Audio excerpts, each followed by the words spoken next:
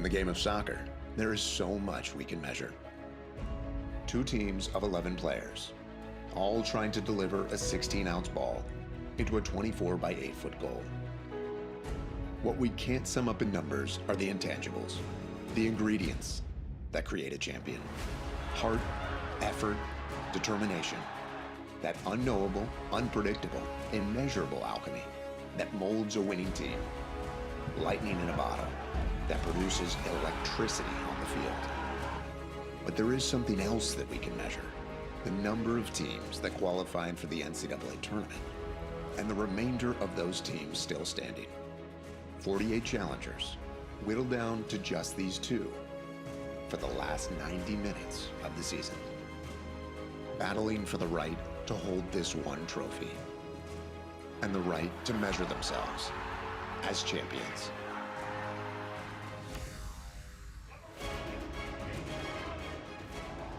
Just outside of Raleigh from First Horizon Stadium at WakeMed Soccer Park in Cary, North Carolina, we are ready to crown a national champion in men's college soccer as the Washington Huskies meet the NC State Wolfpack. For Washington, the road to tonight started with heartbreak in the national final 4 years ago. Now, chance at redemption as Jamie Clark's group is motivated to rewrite the ending. The NC State Wolfpack, afterthoughts in the ACC. Then Mark Hubbard arrived. In year 2 of this new era, the Wolfpack have a chance to win NC State's first men's team title since Jim Valvano's historic 1983 group. These 2 teams have an opportunity tonight to win their first national championship in program history. No matter what, a new champion is crowned tonight. Crowd is ready to go. 5 miles from the campus of NC State as the Wolfpack got through the Billikens of St. Louis to get here. Washington comfortable past Furman in Friday's semifinal. And we are happy to have you with us this evening on ESPNU. Alongside the ex-German pro Devin Kerr, I'm Joe Malfa. We're joined out on the field by Marion Crowder in a moment. Devin, tonight, chaos in the best of ways between these 2 teams. There's glitz, there's glamour, there's fanfare. There's a lot of white noise that surrounds a national title game. You got to block it out, stay true to yourself, but also be adaptable. And that's what was most impressive to me about these 2 squads in their semifinal matches. When you take a look at the Washington Huskies, their success is predicated upon pressure. They like to shrink the field, create a lot of one-on-one situations, and then weak side support, they overload you. A lot of turnovers centrally that then allows them to play the game higher up on the field. But we always live in a utopia, do we? So when it's scattered, when communication isn't at a premium, can you maintain their identity? The answer was most certainly yes for Washington. I loved how they adapted though. They kept the ball a lot more efficiently up high, and then they start to play off each other. The triangulation was absolutely perfect. Zach Ramsey has really come into his own at the 10 position. Gonna be a handful again tonight for NC State, the way he pops out of the midfield pressure locations. Now for NC State, they didn't start the way that they wanted to. Their success comes about them having the ball. They want to be able to challenge you down into the channel. The problem was too many defensive transitions. They didn't have control of the game, and Take Healy couldn't get onto it. So within that, they didn't have a lot of high efficient chances. But again, they stayed true to their processes. Late in the game, the cutbacks are everything for this NC State game, and the game winner comes from Take Healy. They want to get a natty tonight. This is about winning the channels, making sure they have plenty of personnel crashing the box. It is cold. Nobody's going to tell you otherwise here tonight down in the upper 20s. These fans don't care. They are ready for the heat that is going to come over the next 90 minutes. First ever meeting between Washington and NC State. What a time to save it for, as tonight, either the Huskies or the Wolfpack will become national champions for the first time.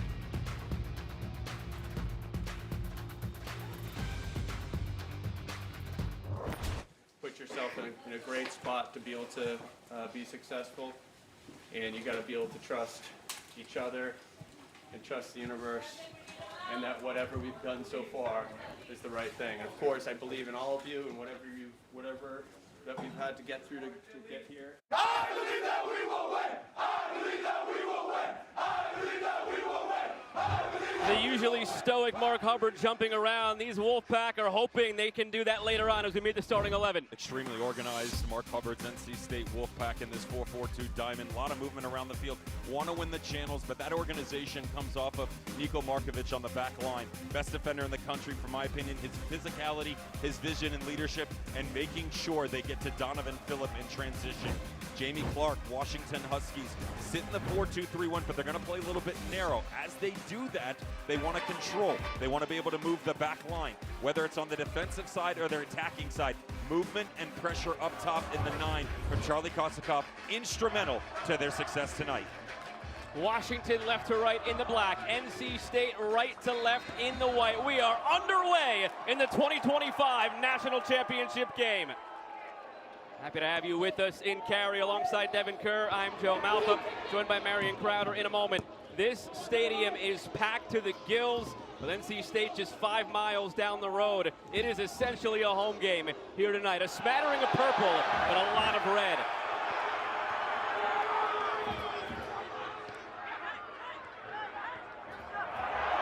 Early look, Lovelace blocks, and out for a corner.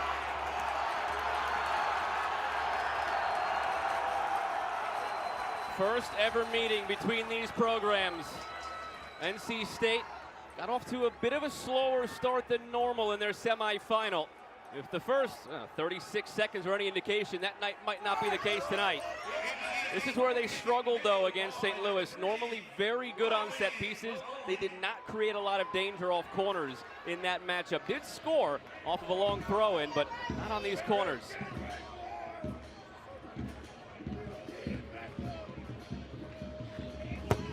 Riley Maloney drops it in, punched away by Boaton, and cleared by the Huskies.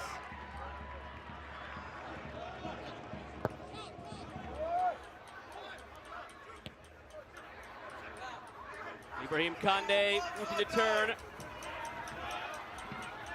Richie Amen tracking back the All-American. Given away.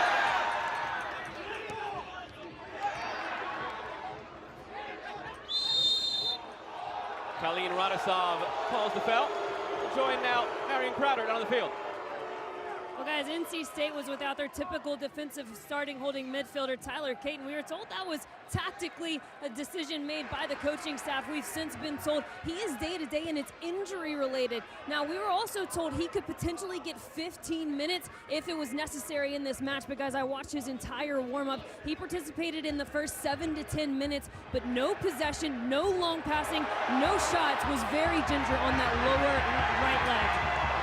They struggled for overall control within the game too, Joe. You know, Carlos Santamaria will step into that 6th spot, but within that, they got to stay contact points onto that back line, making sure they're still linking up with that front two. When they lose control in the midfield, then they start scrambling. That's when the game became too transitional for them against SLU, and they lost control down in the channels. That's where they're at their best. Mark Hubbard looking on. You see their first national final as head coach at the D1 level. He has won a national championship already at the Division II level back in 2013 at Southern New Hampshire.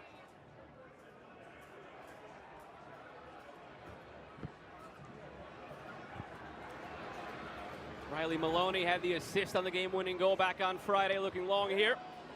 Akolov steps. 2 number 10s dueling. Richie Amen on the Washington side, Tate Healy on the NC State side. Grew up together, played on the same club team together. Something to keep in mind tonight. There are some connections between these two teams. Long toward Kande, brings it down. Under the radar, but he was impactful, Ibrahim Kande, back on Friday night. He's always sort of been the quote-unquote other striker in the mix with Donovan Phillip in the season that Phillip has had with his 18 goals. But Kande, really important playing off of Phillip. So too is this man, number 9 on it for Washington.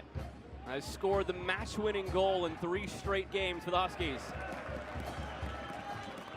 Go to Washington now. In a perfect world, they're going to want to be able to press. They want to come up high. They can't concede consistently all the space in behind. NC State too good transitionally. So for Jamie Clark in his 15th season at the helm, it is going to be about control. We saw that against Furman. The midfield took over. They did a really good job creating balance on the width, but also targeting those central locations coming up high.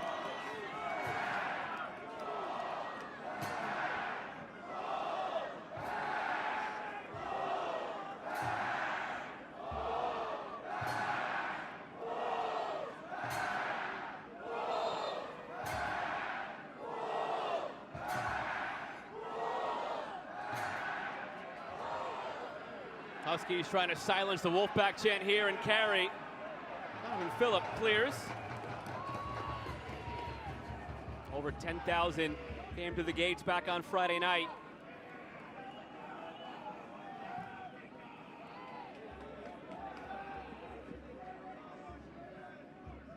Akulov.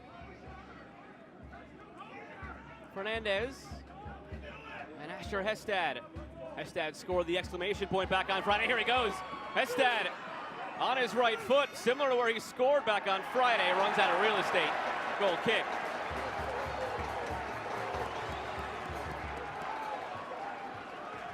I mentioned it's just 5 miles for the Wolfpack from the heart of campus. Little bit further to get up for the Huskies. 2,850 miles. I don't think the boys from NC State are going to be happy with their frequent flyer miles. Let's put it that way. Not going anywhere in the offseason. And about, I don't know, this might be totally wrong, but about 1,500-ish miles to our south, there's a wedding for Ryan Saylor, and a lot of the boys are there for the Huskies, part of that 2021 team that made it to the national final. So we'll see at some point if we get some images tonight of them huddled around a phone. I think they've got more important things to worry about, but we're here if they want to watch something. Almost positive the weather's going to be a little bit better down there.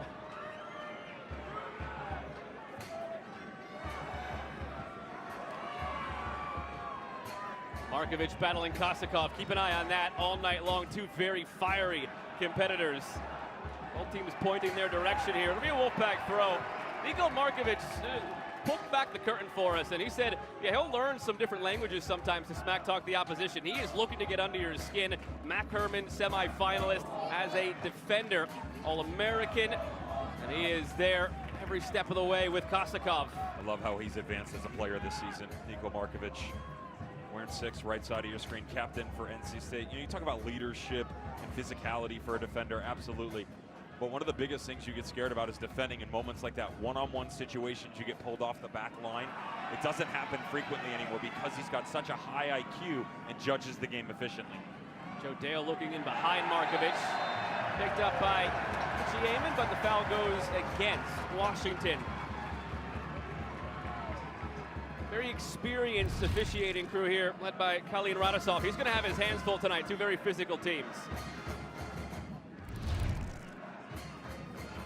Khalid Radosov, the reigning MLS Next Pro Referee of the Year, previously was a USL Referee of the Year, had the whistle for the national semifinal in college soccer in Louisville back in 23, and he had the whistle for the MLS Next Pro Final in 2023 on a lot of games just like this. And he will have his hands full tonight with these two teams.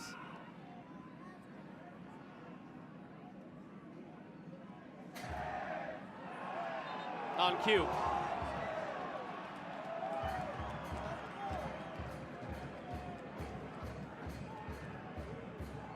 Sato Anabalele draws the foul for Washington. He was one of the, if not the best player on the field for the Huskies back on Friday night. No doubt his ability to really step up defensively, thought clean in decision making and accurate anywhere that he was at on the field. You know, the way that they want to play generally requires a lot of ground coverage and them to be up high. Within that, you got to make sure you're organized, but also releasing players. And he was excellent that against Furman, really allowed Zach Ramsley to play the game higher up, added an extra dimension in their attack 30 yards and in. He only recently started starting. All 5 of his starts this season, make it 6 now tonight, have come in the last 7 games. Chatted on field before the game with Jamie Clark, the head coach. He said there was just a game in the run-in where he was out there and we realized, look, we're better with him out there. It was as simple as that. Went from a key reserve to a key starter. Kosakov a little grimace as he ends up in the ad boards looking at his left leg. It is slick down there. You and I got to walk the field beforehand. There's some patches where it looks like it's a little bit frozen over. It is in the upper 20s. Kosakov, second team All Big Ten, leads the team with 11 goals, 10 goal contributions in 10 games, and the last 3 games has produced the match-winning goal for the Huskies. His energy is such an infectious asset for this team. That Energizer Bunny you and I referenced, his non-stop motor, one after another, every single run, and Want to see him work in front of that back line tonight. We talk about the matchup with he and Niko Markovic. One of the things you will get is an aggressive back line from NC State. And those two center backs, they'll hunt. So as smart as they are, there's going to be space in front that Charlie Kosakoff can drag players into. That's where the overload centrally will benefit the Huskies. Carried by Dale, looks inside. Ramsey has a hit. Erb makes the save. Different for Logan Erb tonight. He was a spectator until late in the second half on Friday. Understanding it's not a check away, but still you're working in transition as a defender. You're working backwards, and also you're trying to check the angles, and within that, really well done here by Zach Ramsey. This is where he's matured as a player as he gets 25 yards in, and his movement's much better, getting himself forward facing, making himself available for his teammates. Healy. Donovan Phillip battling Harry Bertos. That's going to be something to watch all night. And Bertos wins the first encounter. Repress from NC State, though, wins it back. Maloney. Santa Maria, who's starting in place of Tyler Caton once again, as Marion referenced earlier. Santa Maria left the match early on Friday night. He had a bit of a knock of his own, but clearly able to go today and is said to be 100%.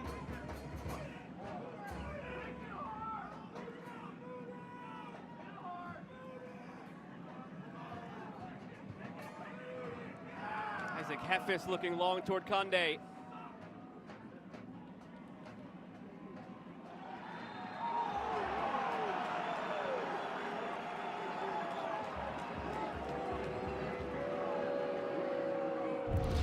Already an adjustment defensively. Front line for Washington with Zach Ramsey and Kosakoff. Pull back a little bit deeper, almost side by side. Now what that's doing is forcing NC State to the outside, but they're not conceding overall space. They just shift together. Here they go quickly, the Huskies. Kosakoff end line. And out for the first corner of the evening for Washington. What they're doing is they force an unnatural decision. They're not allowing NC State to keep the ball at their feet because the option's not there. They play direct. They have the numerical mismatch on the back line, pick up passages, and come the other way. Good change so far from the Huskies. They've had success on restarts, the Huskies. 11 of 51 goals, 22% have come off a restart this season. They're 51 goals among the best in the nation. Eamon drops it in toward Nabalele. Contact at the back post. Goal kick. Semifinals are Saturday, and it starts with a brawl of State at noon Eastern on ABC, followed by Villanova and Illinois State on ESPN2. A trip to Nashville for the national championship on the line.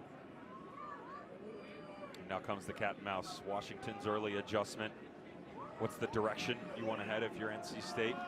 I mentioned the utilization of width. They have the ability to play there, but as Washington shifts, a lot of movement out of the midfield. NC State struggle with that in their opening semifinal. They're really good about picking it up and then working the other direction. And if not, Joe, you can play direct. The problem is you come up over the top to Phillip or Conde. You just have to move the line together and pick up those second balls. Dale. Confronted by McLean. Dale works it back. That's part of what's made NC State so dangerous all year, just a myriad of ways in which they can beat you, overwhelming at times. Foul is called, this time against McLean. That's 5 already against the Wolfpack. They were quickly up in the double digits back on Friday night. And it really impacted the way things unfolded against St. Louis until they were able to readjust in the second half. Took the rhythm away from the game. Decision-making started to struggle for the Wolfpack. And you know, the emotional side of the game, that's where these things start to get in the way, right? There's so much noise. You've got family and friends. I mean, this stadium, 10,000 plus once again. You got to just keep yourself calm in your decision-making.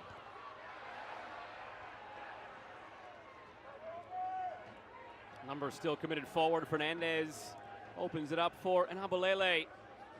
Fernandez went 90 again last game. He was pulled after 19 against Maryland, struggled against the Terrapins in the quarterfinal, but excelled against Furman in the semis. Here's Ramsey in the pocket once again.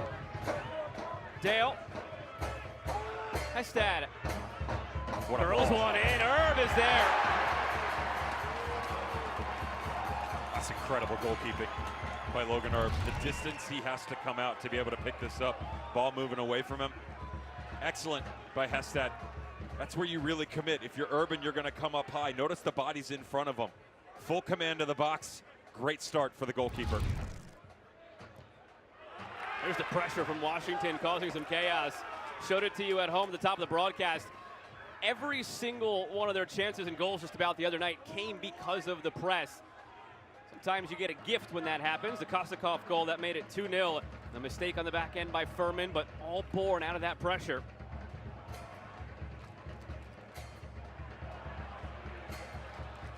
Maloney.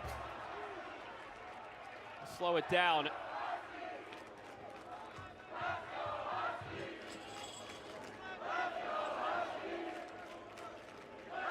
Caleb Tommy, one of the few for NC State that predates Mark Hubbard. In second year for Coach Hubbard, only 4 players on the roster predate Coach Hubbard.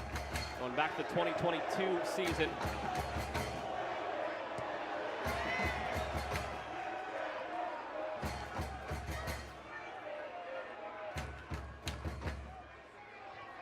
Mark Hubbard has made 9 straight tournaments of his own now, 7 straight at New Hampshire. Comes here to the Wolfpack and has the same success. Phillip tried to leave it for Maloney. Gets it back. Healy fires out to Tommy. Caleb Tommy over toward Phillip. Boatman with it. Tried to go quickly. Whistle back behind the play. I believe Boatman was contacted.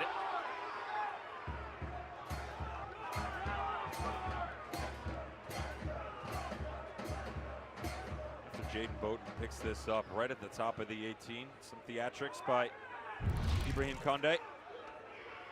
Take Healy coming over as well, peeled off of it. Knew what he was doing.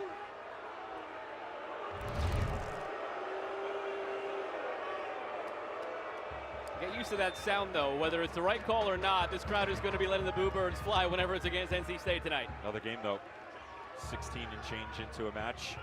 It's the first time we've called Tate Healy's name. Again, they just had a passage moments prior that was working to the far side of the field.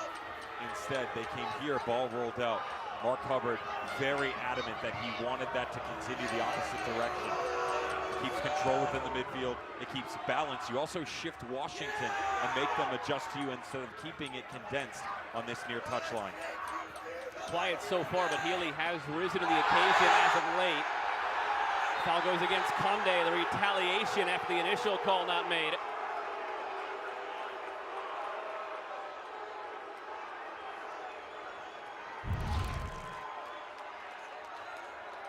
I felt like there was a foul there, the way he reached back across the shoulder.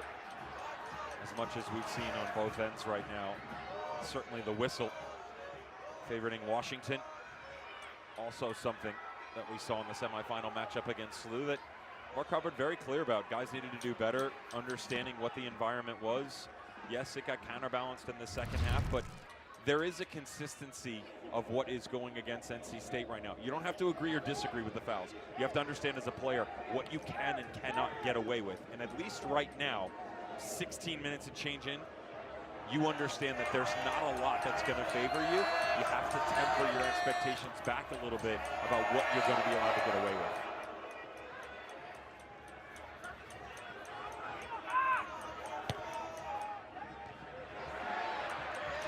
McLean, here's Healy. You mentioned they have to find him a bit more. 3 straight games with a goal now for Tate Healy. Only 1 in the regular season. It was weighing on him, but the assists were still there. Chance now for the Wolfpack, slotted inside. Ricochets to Condé. Maloney, numbers still forward, deflected on the service, and now Boatman could count things down. This actually came because of indecision. They didn't get Tommy up high initially. Great job by Tate Healy to hold the play up and then allow him to step into the space on the far side of the field. We talk about cutbacks, but in those one-on-one situations, look at all the space that opens up. Most difficult of angles, McLean calibrating. Really well worked by NC State. End to end, now it's Dale pushing it through, saved by Herb! First thing I said to you tonight, Devin, chaotic in the best of ways is the expectation tonight, opening up now midway through the first half.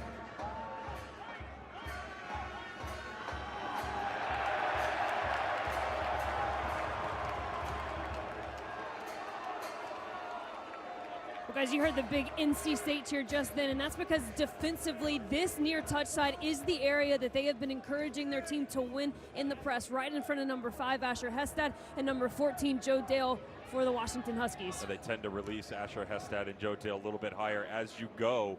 What that allows is Zach Ramsey, moments like this, to pick up the ball. Joey creates control centrally, but then the relationship that comes on the far side of the field with Richie Amon.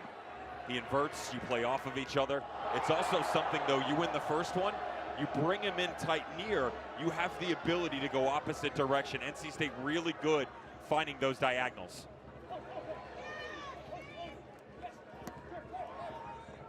Amon wasn't as active as normal back on Friday in the win over Furman.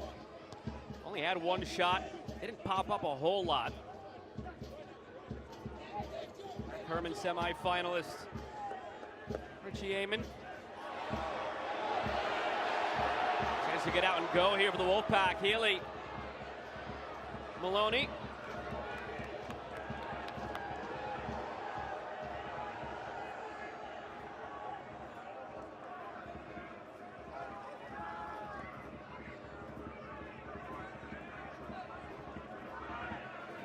Markovic not afraid to step up off the back line. Santa Maria slots it through. Lovelace, and Abalele is right there. He is picking up right where he left off with Sato and Abalele back on Friday. And a night where he was maybe the best player on the field in that win over Furman. Conde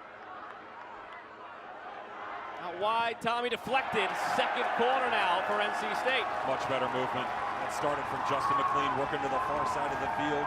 Zach Ramsey had trouble isolating which pressure to step into based upon the player around him. Then he, Drew Lovelace, worked off of each other. That's why you see the end result on the far side of the field with all that space opening up.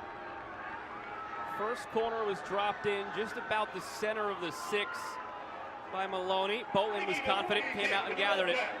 Tonight is especially meaningful for Jaden Boatman in goal for Washington. He's the lone member of this Huskies roster that was a part of the group in 2021 that made the national final. Didn't play on that team. Now one of the leaders of this one. Maloney drops it in. Phillip was there. Looked like Bertos got a piece of it.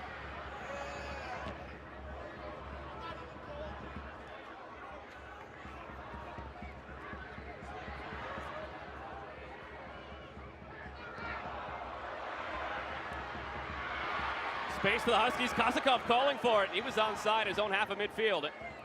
Not spotted. Now Hestad pulls the trigger on the switch. Intercepted by Tommy. Haley and Conde chasing. Cut off by Bertos.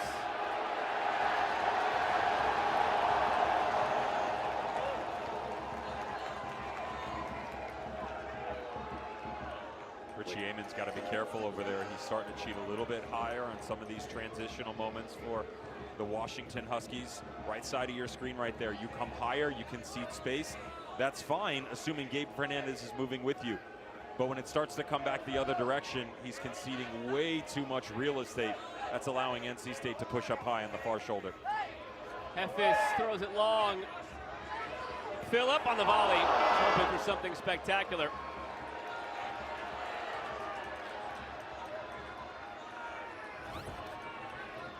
Donovan Phillip scored the opening goal for NC State the other night. Good things happen when he does score. He had a bit of a drought in the heart of the season, but NC State 11-0-1 when Donovan Phillip scores here in 2025. He's scored now 3 times in this tournament. A goal contribution in all 4 games to this point. There's a couple of reasons for that, Joe. You and I have had the opportunity to cover him all season long. Number one, you get hot, right? Become a little bit more consistent, your confidence grows. But as that cooled off, he also ran into much tougher competition in the in-conference games within the ACC, but that has been restored recently. What you want to watch with him, he's become much better and is cognizant of the fact that he's got to drag more players with him.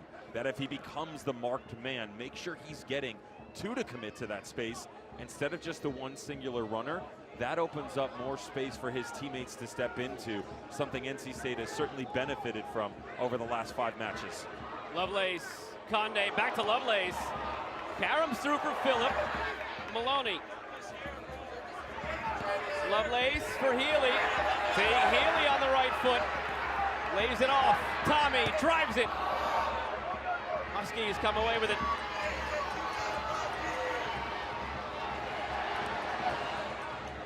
Amon trying to pace ahead.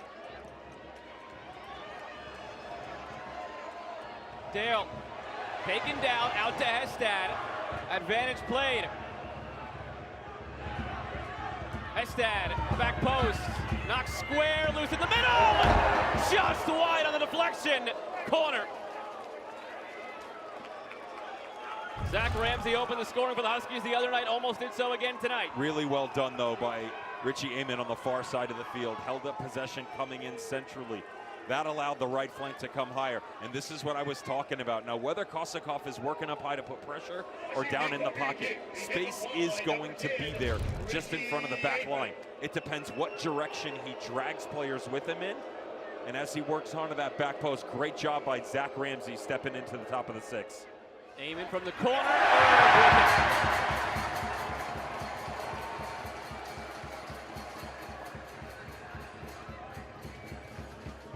NC State team this season, the calling card has been defense. Look at the goals against average, .46. Logan Erb and his back line before the season set 2 goals. Keep the goals against average sub .5. So far, checkbox there.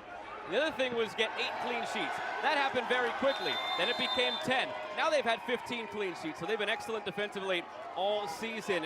Try to counteract that. Washington will make a sub here. Alex Hall comes in for Joe Dale.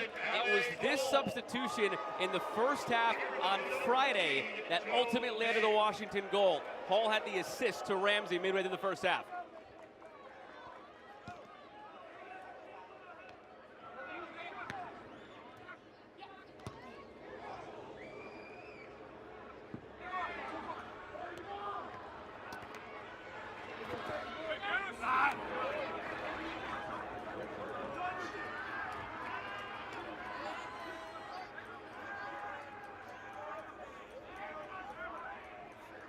Heffis comes across for NC State, backing players up into the wall, within the territory for one of those long throws.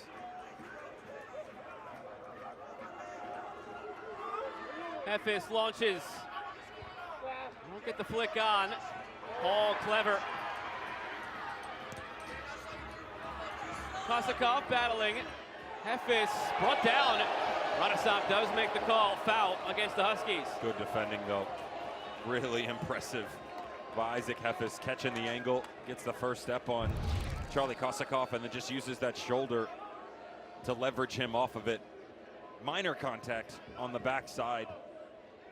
Not necessarily sure referees winning any favors for Washington right now as it starts to go the other way. Well, we talked about it back on Friday. A lot of early fouls against NC State, and then ultimately there was a correction in the second half. A little bit was allowed to go for NC State, and they were able to live in that gray area a little bit more.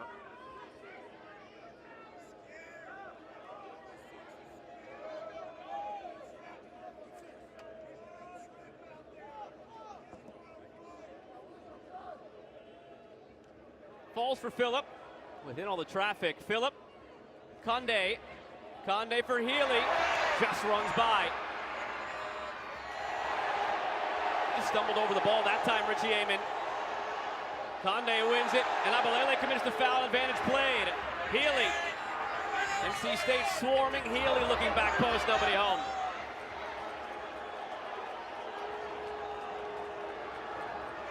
The NCAA Women's Volleyball Championship continues through Sunday's National Championship match on the networks of ESPN. For more information, log on to ncaa.com, the official online home for every NCAA championship. Got Texas A&M against Pitt at 6:30 Eastern, followed by Wisconsin and Kentucky. Winners of the national final on Sunday at 3:30 Eastern on ABC. Wolfpack serenaded by the crowd. McLean cuts it back. McLean blocked by Condon. Here's Donovan Phillip to the inline. Cuts it up. Wide.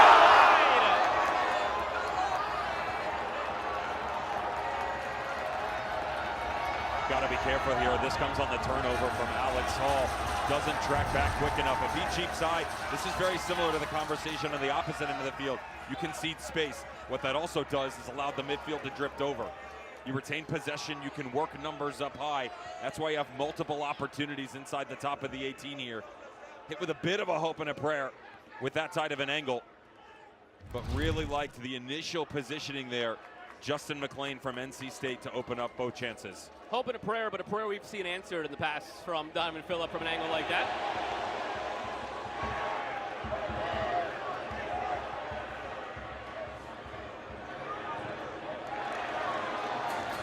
Well, the good news is with Alex Hall, 7 from Washington, he'll play a little bit tighter in than what you saw to Joe Dale. Now, it puts more pressure on Asher Hestad, but he'll go on walkabout.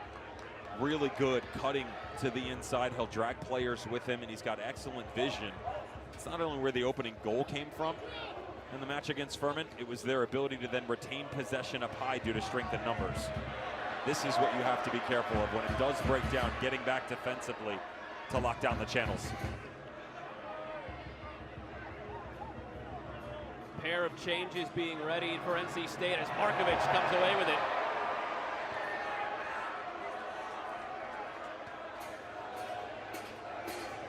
Caden Tolentino and Aiden Payne, a couple of veterans for NC State, are up and ready. Carried by Lovelace, taken away by Anabalele, again popping up in the midfield. Anabalele looking for Kosikov, Herb wise to it, and skies it.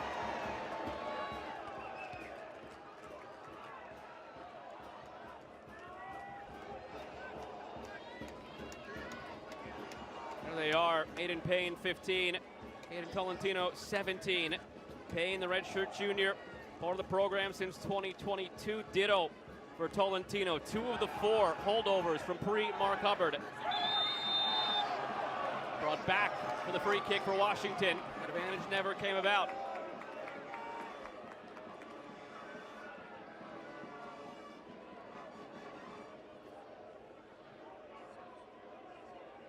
I hear the brass section going. Were you ever able to get in touch with anybody from NC State's band? They taking requests tonight, or? What'd you have in mind? Got a lot of. I'm not sure that my music select.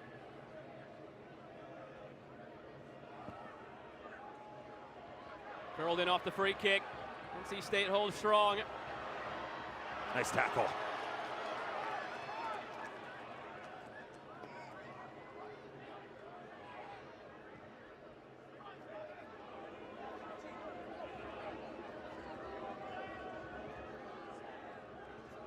Amon drops it back.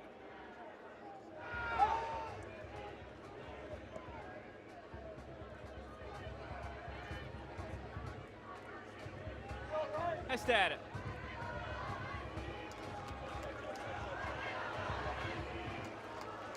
And Abalele calling for it. Doesn't range that far forward often. Tries to knock it down here. Ramsey picks it up. Already one good look tonight for Ramsey. Scored last game. Amon trying to get him more involved. Amon looking through, off the chest, gets end line, cuts it in front.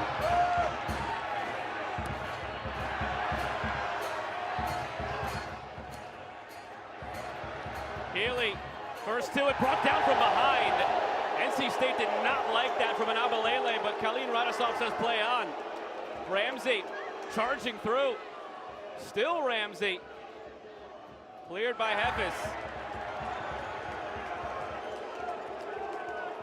I thought they had a real argument on that far side.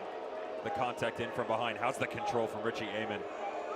Oh, silky smooth from the left winger from Washington. Notice though, we talk about the cutbacks for NC State. Defensively, that's where they're at their best because of their ability to drift back. They organize themselves. Everybody's forward facing to step up in as it comes across. Those two again, Kosikov, Markovic. Might send each other a Christmas card next week. Herb ends up with it. See the intensity on the face of Markovic. Prototypical. His size, his traits, what's between the ears, what's inside the chest. Stuff you can't teach. Certainly has a future at the next level. Recognized also he's playing out of position. That's a right footer on the left side of the back line who not only has a really good foot on the left peg, but then has the ability to come back across his body, spray those diagonals with the natural right-sided peg. When you got to meet him in person finally the other night, it was looking in a mirror of 24-year-old Devin Kerr, basically. Yeah. I got better hair, though, just so that we're clear. Markovic, Defensive Player of the Year, has been there every step of the way as a starter from Canada. His family moved there. Markovic of Serbian descent, was all freshman team last year. And a first-team All-American per United Soccer Coaches here in 2025. Here come those changes to the Wolfpack. Lovelace and Conde giving way for Tolentino and Payne.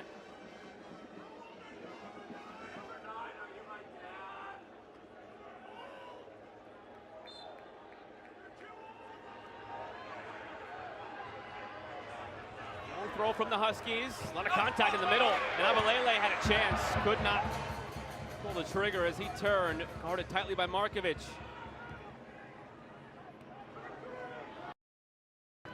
Oh, Through Maloney. Abalele on the turn, Kosakov was there. Now Abalele on the turn, Kosakov was there. Shot goes wide. Another bright moment though, playing through Kosakov and Abalele. Super clever from Charlie Kosakov. Notice the hips, way too open here from Riley Maloney. He's trying to show him down into the channel, understood, but because of the angle that he presents, it's not acute enough. He had weak side support. That's when where you have the ability, Joe, you come one step higher and show him towards the sideline instead of playing the game on the angle. No chance that Kosakov's coming around you. Heavy communication on the back line right now.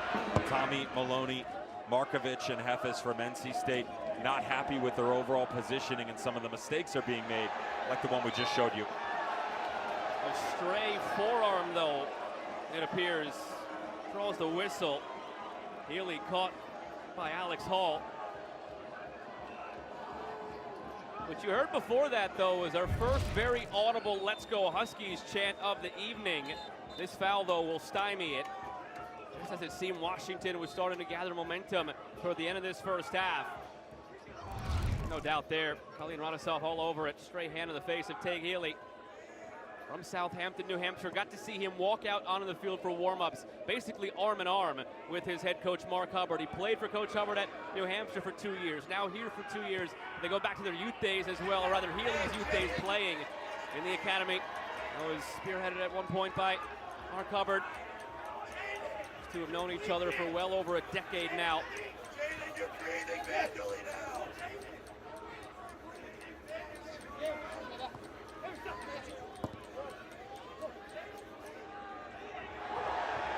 What a touch that is from Ramsey. Heyman, they're missing Kosakov. He was the one fouled at midfield, but advantage played. Heyman looking for support, calling for the overlap from Fernandez. Lofi. Fernandez eyeing up across.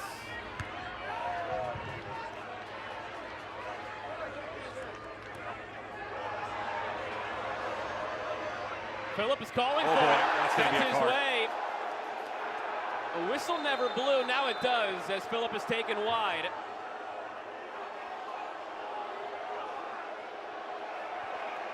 And as you said, Devin, first card of the evening, and Abalele in the book. Do wonder if there's anything left over from the challenge on the far side of the field from Enabalele. They played advantage, possibly a no call, but something that definitely sat in the referee's mind. I understand what Enabalele's trying to do here. There's so much space. He feels like he's got the jump. The problem is that half step, he's probably another millisecond from being sent off. If that boot comes higher, he's in real trouble in the challenge of Riley Maloney, but it is the right decision. Stays low, yellow card, and then back to business. Maloney dusts himself off, back up to his feet. Good to see.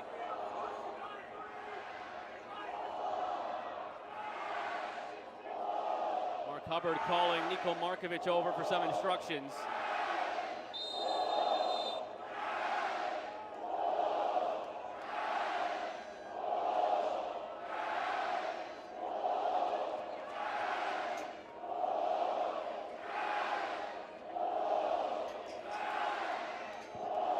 Sounds like a road game, a true road game for Jamie Clark's boys, but that's where they feel at home. They have gone this tournament each step of the way on the road.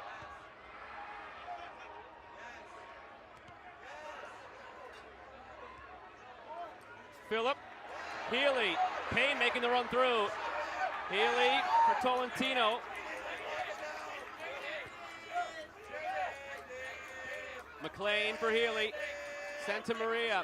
This is where their danger is, connecting at the edge of the 18. Healy's always a threat to pull the trigger. Phillips always looking to make the run through.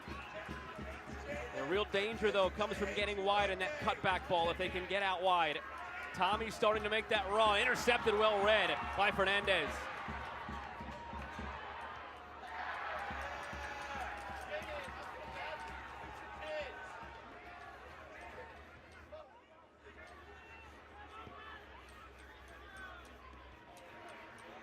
Everything has been even so far. 7 shots to 4 in favor of NC State. A pair of shots on target either way. Still scoreless with just over 5 remaining in this first half. Happy to have you with us this evening from Cary alongside Devin Kerr and Joe Malfa. 2 subs up and ready for the Huskies. Kevin Hernandez, Nick O'Brien. See whose numbers are called in a moment. Threaded through, Amon. Corner, the end result.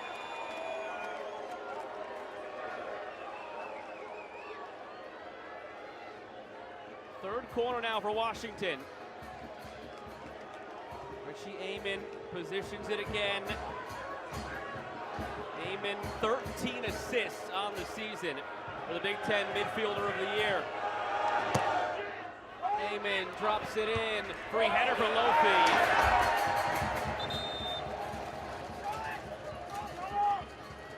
The instruction on the sideline from both head coaches. We'll start with Washington. It's been more personnel related, not a whole lot of tactical adjustments wanting to be made, looking at their available roster, seeing which players could really impact as this game progresses. For NC State, it's been more positional nuances, bringing different players over, trying to adjust their position even in the slightest of millimeters, and also some qualms with the referee. Shocked by the ones with the referee on the back end. Marion making friends down there on the sideline, always appreciative of that. To her point about the positioning, though, one of the changes bringing Tolentino in for Lovelace, that was the communication given to Lovelace. McLean has done a really good job working off of Healy, trying to find link-up play with Santa Maria. And although they found space on that right flank, that's primarily because of the other 3 and then Tommy coming high. What they need is balance. Whether it was Lovelace or Tolentino, that will then create a multifaceted attack where you can always use the left. Pretty much everything we've seen in the build right now has been down that right flank. Similar position right now for NC State as they were in on Friday. They were scoreless at halftime of their win against SLU. Washington, though, in some different waters. They were leading 2-0 at this point against Furman a couple of nights ago.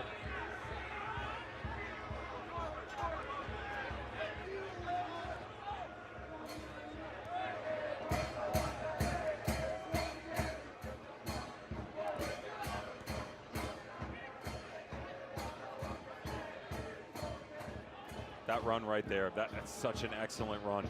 You know, we talk about balance. Mentioned about 5 minutes in how Washington had changed their look. It comes a little bit flat up top. Within that, said you could play direct, be aggressive off the back line. You get more movement from Santa Maria. Then you start to drag space with you. You get the opening ball, and then you can play off of it. Those are those millimeters and better decisions that Mark Hubbard, head coach of NC State, is looking for. You don't get anything out of it, but it also leaves some decision-making to be made on that front line of personnel for Washington defensively. Here go the Huskies again in the end line and out for a goal kick. To that point, though, Devin, of these 2 teams, it's NC State who are usually more apt at the halftime adjustment to Agreed. really pay dividend to the first 15 minutes or so of the second half.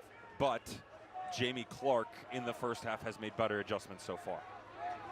Now, neither team really has incredible chances on goal to look at.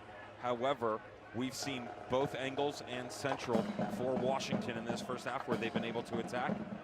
Not as many and certainly not as frequent for NC State. cliche as it is, we always talk about the importance of the opening goal. It's particularly important tonight. Washington 12-0-0 when scoring first. NC State 15-0-3 when scoring first. 85 seconds remaining in this first half with which to find that opening goal. Otherwise, lengthy discussions at the break. Here's an opportunity now for the Huskies. Herb off his line, wins it, and that is empty. Toward goal and in! Washington strikes! It's Zach Ramsey with the moment!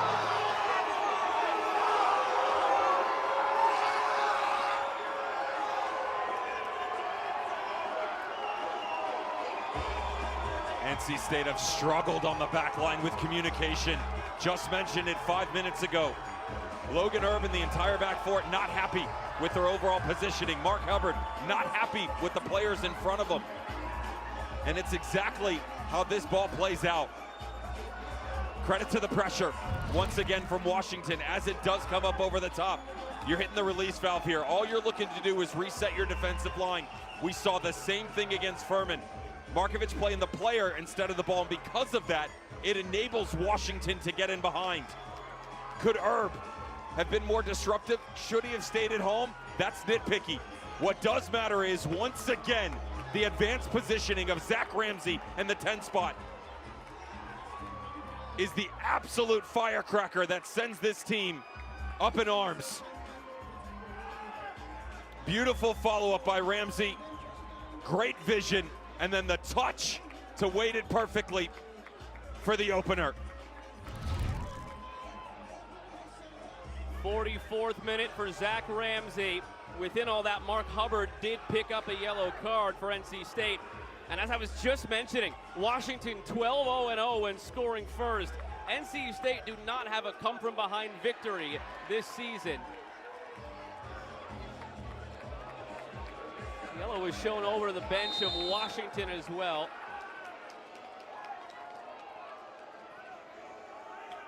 Work on getting who that yellow was for the Huskies in a moment. But a minute to go in this half, and this game has changed completely now. The Huskies taking that 1-0 lead. This changes all the discussions at the break as well.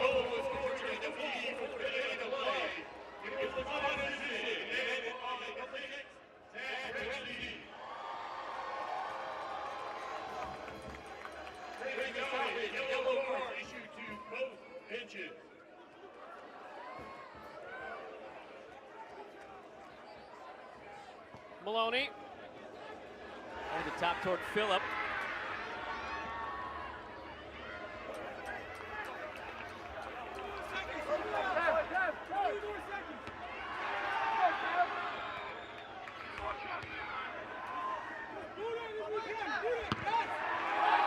That one might come down with snow on it with 10 seconds to go in this first half. Markovich flicks on. That runs out of play, and that'll do it for this first half in the national final. Washington, 4 years after heartbreak, take a 1-0 lead into the break. NC State has to have better communication. Will lead to better movement, better opportunities going forward. Didn't have enough of it in the first half. Washington stayed the truest we've seen out of any team in this College Cup so far. Very consistent.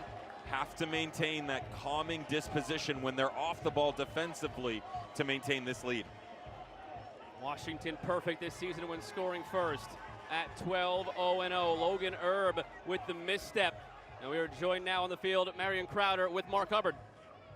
Mark, how'd you feel about your decision making in that first half? Decision making on the ball. I think we knew it was going to be pretty much a back and forth affair. A lot of second ball type of stuff and trying to get them away from these transitional moments where they can run at us. The last goal, just unfortunate footing, little bang bang out of absolutely nothing. So it's disappointing. We have to regroup and come out refocused. You got 45 minutes to equalize this one. How do you turn some of those sustained moments of possession in the final third into quality chances? Yeah, we got to use our width a little bit more. I think we can get around them and get into situations where we can drive the byline a little bit more, and then it just comes into those service moments and whether we can pick up things at the top of the box and get them on target. Thanks a lot. All right, thank you. First ever meeting between the Huskies and the Wolfpack. One of these two teams will end the night with their first ever national championship, and it's the Huskies who strike first, leading 1-0 at the break. Marion Crowder, Patty Falls have you covered at the break. 1, NC State Wolfpack 0. That came in the 44th minute as we welcome you back into Cary, North Carolina. Washington's back in this title game for the second time in 5 years. And for NC State, this is the first men's program to compete in a national title game. This guy next to me, he knows a thing or two about national championships. Winning a title in 2014 with Virginia. Patty, what do these guys feel like? Well, I think Washington feels a lot better now, but it was an interesting first half. First 5 minutes, certainly frenetic. The atmosphere has been amazing, though. You got to think the guys have settled into this game. Been a really entertaining first 45. Well, Patty has a championship pedigree, and so does the NC State head coach Mark Hubbard, winning a national title in 2013 with Southern New Hampshire University. It was 7 seasons at the helm with the Penmen, who nearly had their shot at another title this year. They fell in the semifinal match to eventual D2 champions Midwestern State. Well, Midwestern State was fantastic in that national championship game. Jumped on Rollins early, outshot 22-4, were dominant in wide areas. Liam Pritchard set up the first goal, scored a banger for the second. A really fantastic match yesterday for the Mustangs.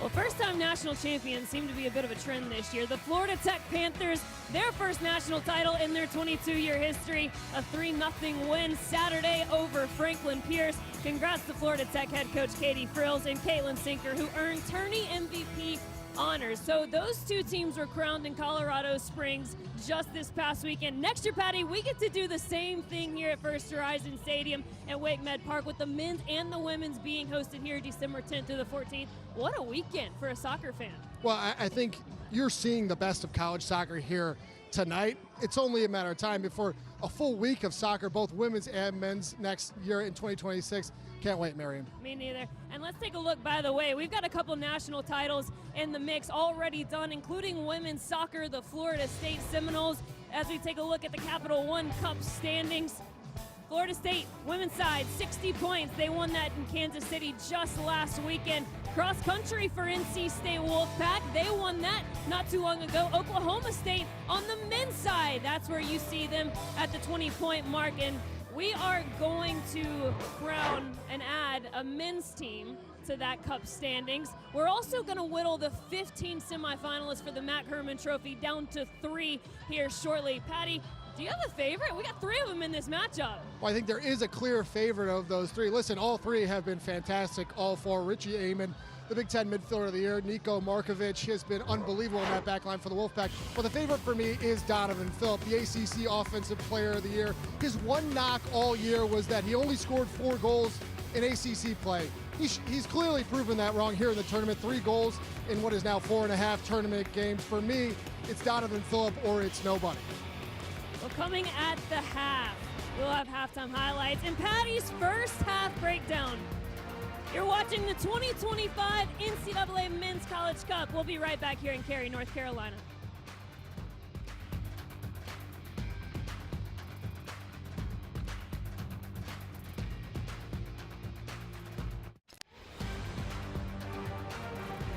Welcome back to Cary, North Carolina. NC State down 1-0 to the Washington Huskies. NC State, first time they're competing for a national title game since the legendary 1983 men's basketball team under Jim Valvano.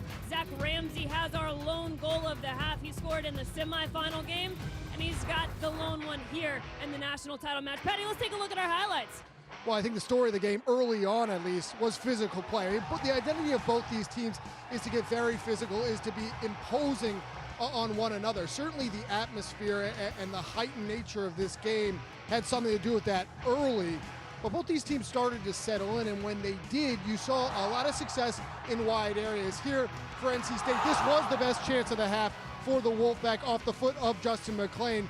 But they really built into this game, did NC State. They started to find those pockets of space in between the lines of Washington. This, though, for Washington, a fantastic ball in and a good nod down there from Kosikov to find the on-rushing Zach Ramsey.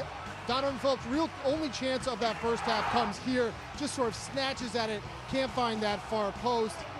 From there, though, you got the sense that both teams were starting to feel comfortable. This is Route 1 football, though, and Nick O'Brien does really well just to knock Nico Markovic a little bit there. But who else? Had to be Zach Ramsey. He pops up in fantastic spots time and time again, and he's rewarded here in the national title game with the opener. A really composed finish there to put the Huskies up 1-0.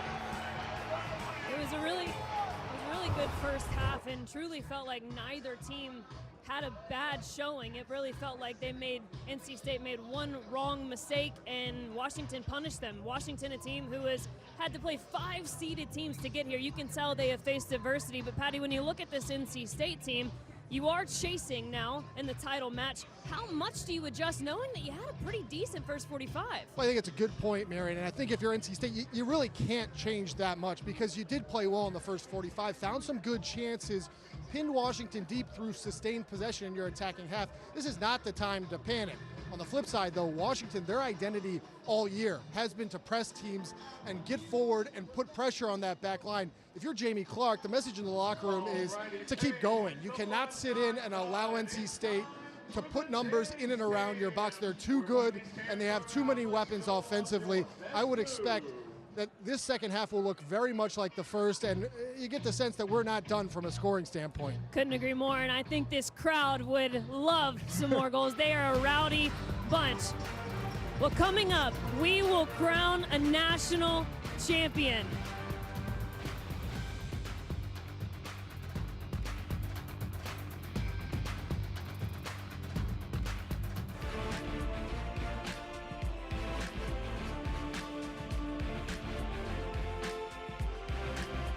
Intense first half between Washington and NC State. Blows traded back and forth, literally and figuratively. But the one that landed late in the first half, Zach Ramsey's opening goal. Second game in a row that he opened the scoring for the Huskies. A 1-0 lead for Washington at the break. Send it down to the field. It's Marion Crowder standing by with Huskies head coach Jamie Clark. Jamie, what a brilliant start for your team. What was the encouragement like in the locker room? We just said we don't know what it's going to change. They're either going to play more or they're going to be more direct. So if they play more, we got to get our pressure and step up. If we're not and they're being big on us, we got to pick up second balls and play. Either way, we got to be brave and keep our line high. This has been a rowdy crowd, something similar like you guys faced in Maryland. How pleased are you with the response from the boys so far? We're away games the whole way, and this is no different. It's fantastic for college soccer to see it. Thanks, Coach. Good luck.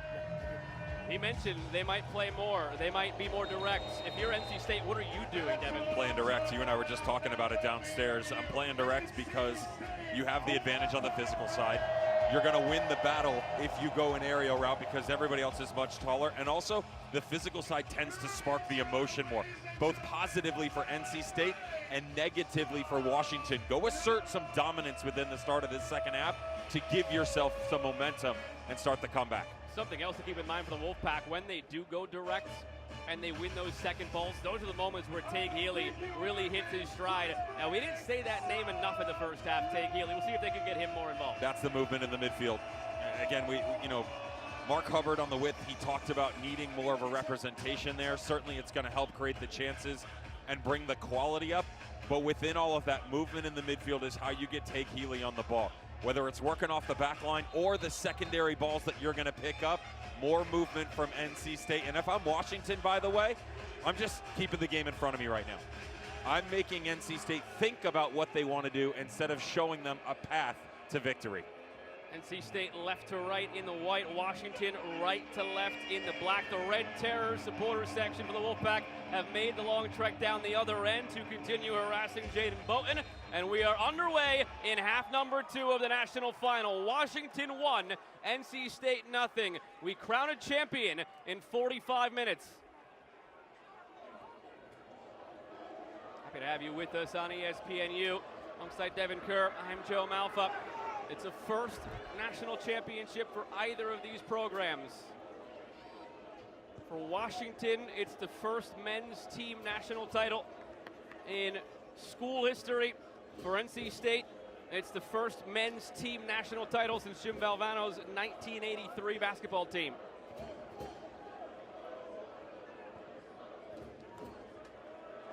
Contact, edge of the area. Harry Berto says no. So does the referee, Colleen Radosov.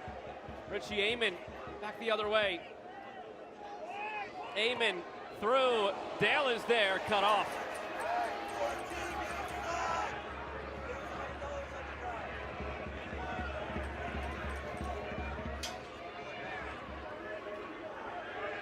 Zach Ramsey, the goal scorer for Washington, currently off the field to begin this second half. It's Dale back out there in his spot. Conde.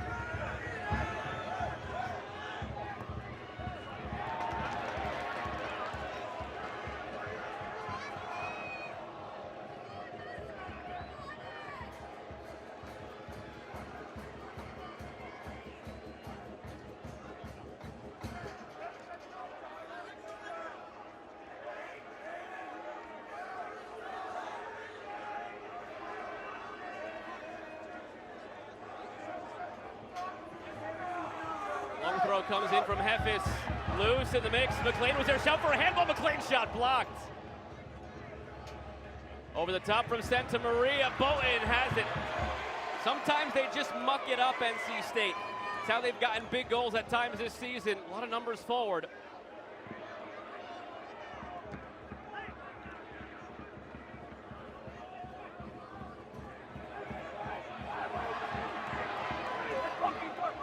Going to change the dynamics in the midfield for Washington a little bit in the absence of Zach Ramsey. Now, not surprising, they did this in the semifinal match against Furman to give him a break.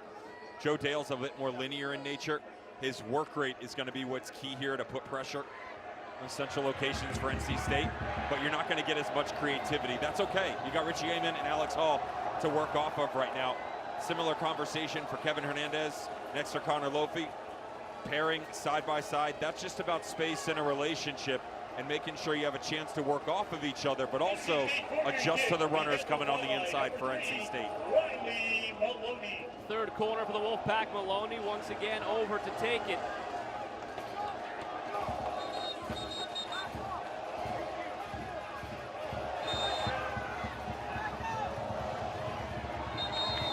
Colleen Radisov blows the whistle before the service. Bolton still crashed into by Conde. They'll do it again. Corner did not count. Concern though for Bolton. He took a hard spill. And the whistle was already done as well. Thought he took an elbow across the head there. But Ibrahim Conde. Both challenging for the ball. It's not negligent. It's not a flying elbow by the striker.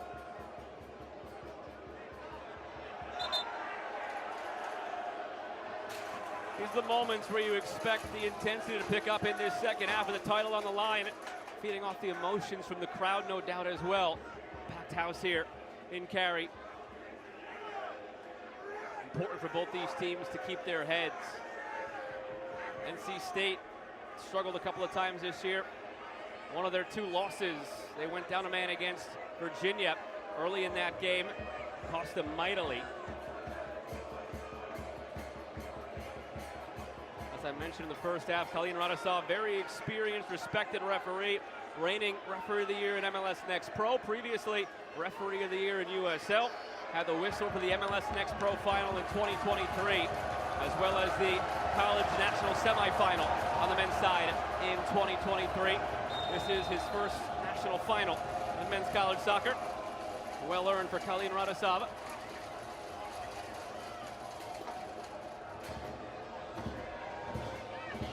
After a lengthy discussion, time for the corner from Maloney. Drops it in, a lot of traffic, Bolton with it.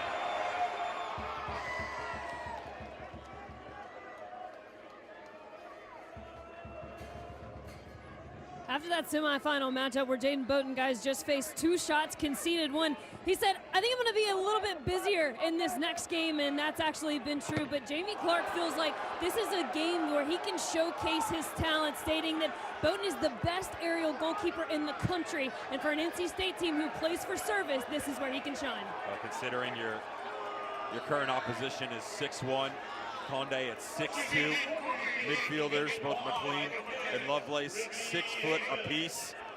He's certainly got his work cut out for him. Excellent control so far for the goalkeeper from Washington. Same can't be said the other way for Logan Erb. Concedes a corner here. Amon drops it in. Erb fumbles it, but he was fouled.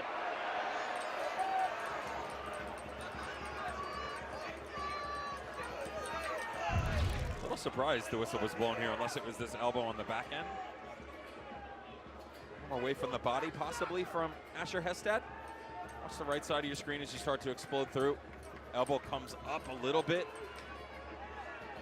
Right there. Gotta be that, yeah. Much better angle of the infraction from Asher Hestad from Washington. You know, if he comes straight up there, Joe, or even if the arm just comes down, he's not gonna get in trouble. Just because it flares away from the body, referee had good positioning on it. Now Conde with a knock to the head. Comes from Kevin Hernandez. Oh, we said it'd be physical. And again, in the crucible of a national championship game, you expect it to continue to rise as the game goes on. There's Donovan Phillip. As is typical, he begins the second half on the bench. ACC Offensive Player of the Year this year. He comes on right around the half-hour mark, so figure another 9 minutes or so of a break for Phillip. Corner for the Wolfpack.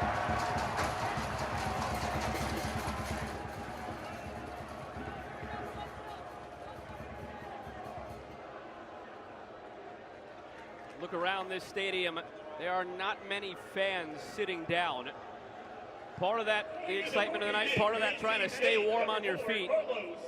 But those that are standing are ready to raise their voices if the Wolfpack can provide an equalizer here early in half number 2.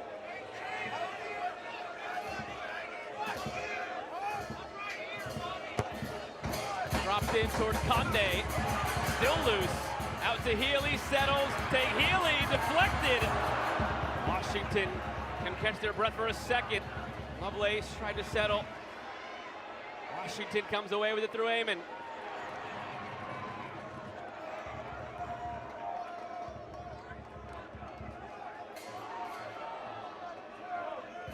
Justin McLean, the transfer from Georgia State, making his 19th start tonight. 3 goals, 4 assists. Feels like there might be something in this game for him. We've called his name a number of times. There he is again, McLean. On the ricochet. Oh, took his eye off of it.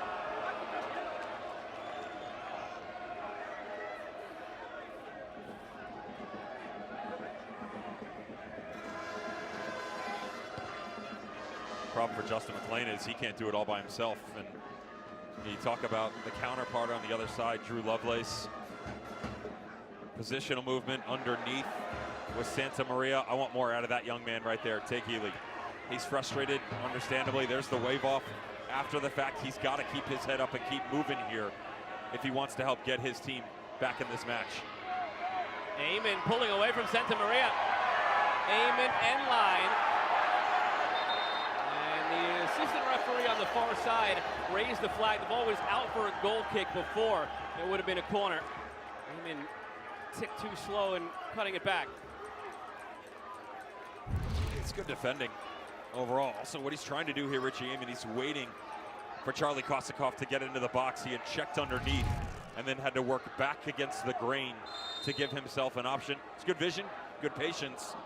Unfortunately, just a bit off. Love the personalities between both of these teams. You and I get an opportunity to sit down with all the players on Thursday, Media Day. Richie Amon, unfortunately for him, was the brunt of a lot of defensive jokes by his teammates. I think the 13 assists makes up for it.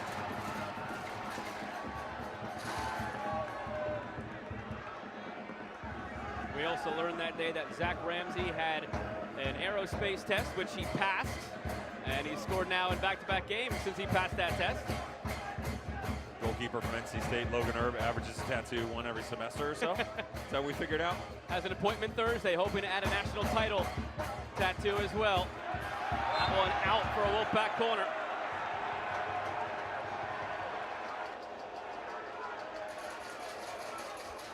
Fifth corner.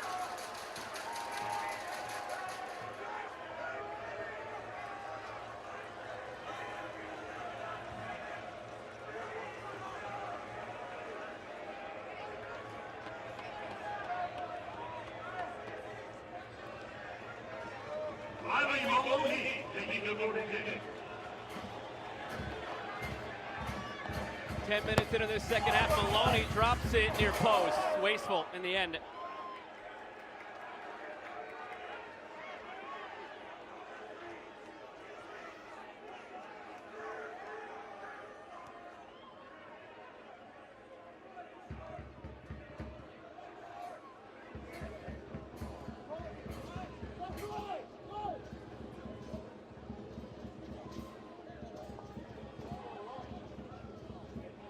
certainly tell you the biggest change for Washington here in the second half. It's not about personnel. Charlie Kosakoff, who was winning all types of awards for his bravery in the first half. Short socks, short sleeves, took his gloves off. He's going with tights now. Long sleeves. What a touch that was. It's a fine line, though, between bravery and stupidity, perhaps, on a night like this. We'll call it bravery. Story of my life. That ball was out for a throw for the Huskies. This crowd has not relented, trying to once again get the boys in white going.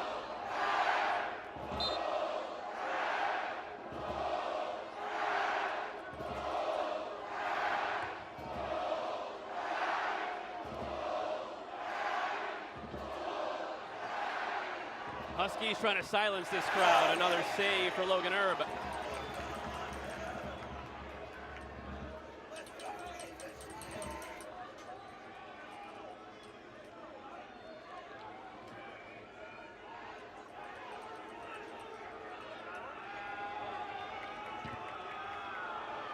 Awkward hit from Erb. Amon wins it, looking for Kosakoff. Lovelace almost snuck it through for Healy. Now it's Dale for Kosakoff. Flag stays down. Kosakoff fronted by Markovic. Feeds it for Hestad. Asher Hestad, the confident man from the goal he scored a couple of nights ago, but not this time. Good hold-up play, though, from Charlie Kosakoff as he works away, allowing this back line to push up high. Certainly one you want to bring back here if you're wearing a Huskies jersey, but as he works in, it starts to condense the back line. This is where Washington has really been impressive en route to the College Cup final. Maintained possession up high, better decision making, while certainly the ladder got in the way there. It's a good movement from the Huskies.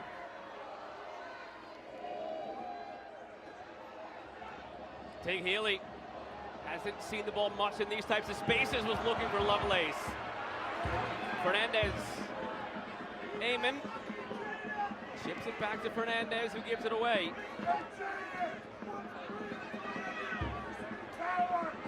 What has made this Washington team so good in this tournament, when they have leads, they do not sit back. They continue to keep the pressure on.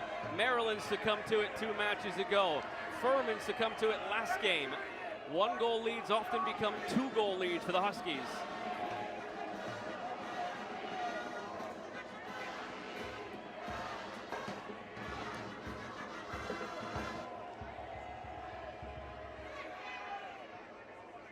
Lovelace opens it up, plenty of space for Maloney on the far side. Had the assist on Tate Healy's goal on Friday, finds Healy now. Heffis. Santa Maria. Caleb Tommy past Richie Amon. Tommy. Lovelace.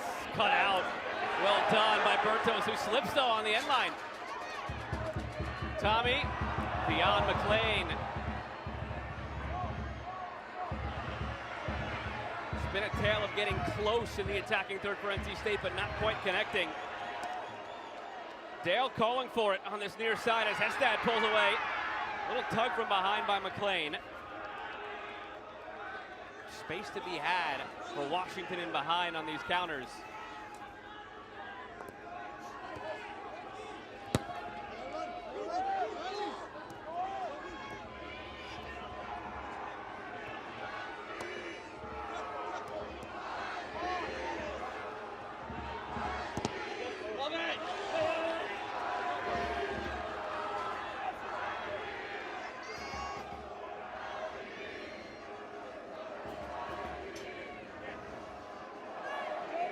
Like 23. Yeah, sure it does.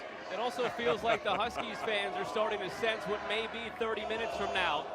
Their team and family section is below us, but their serenades now being overshone by the Wolfpack chant.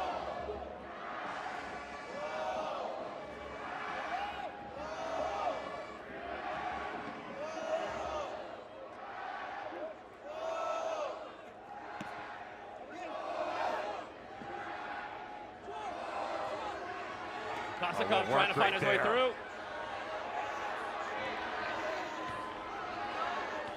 He just doesn't stop, does he? Charlie Kosikov, great work rate again by the 9. The opposing 9, Conde comes over to get it. Donovan Phillip looks on in the background. He is set to check back in for the Wolfpack.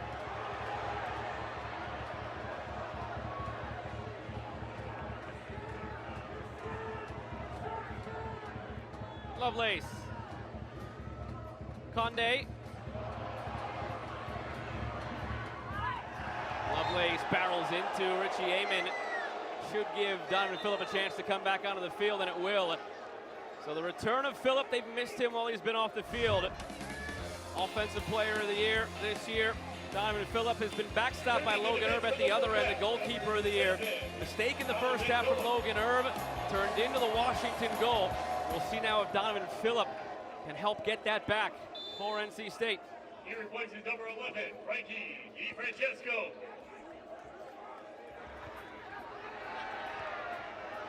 Conde. Healy. Phillips making the run. Healy looking that way. Donovan Phillip.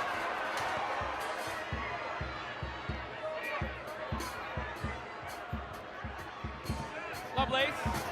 Tommy. Caleb Tommy, the ball into Conde. Good defending by Bertos. Feels re-energized, NC State, just with the reinsertion of Donovan Phillip into this match. Crowd certainly sounds that way. NC State has done a good job of getting back on the ball. Washington, moments like that, they got to step higher, play more aggressively. They're conceding too much space, and they can't sit that deep. NC State's too good on the ball. Amen with numbers. Amen to the end line. Amen in front. It's 2 for Washington.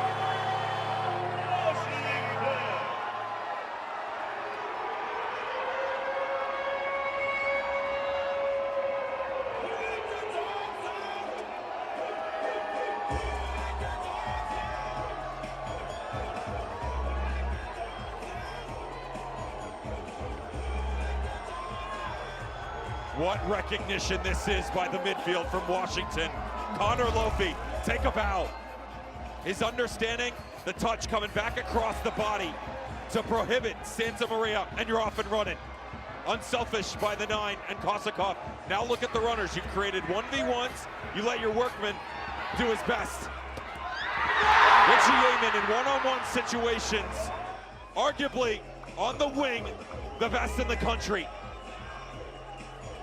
The hesitation opens up the space on the inside, leading to the back shoulder run. Mid-level pressure, high-level execution. Huskies double it.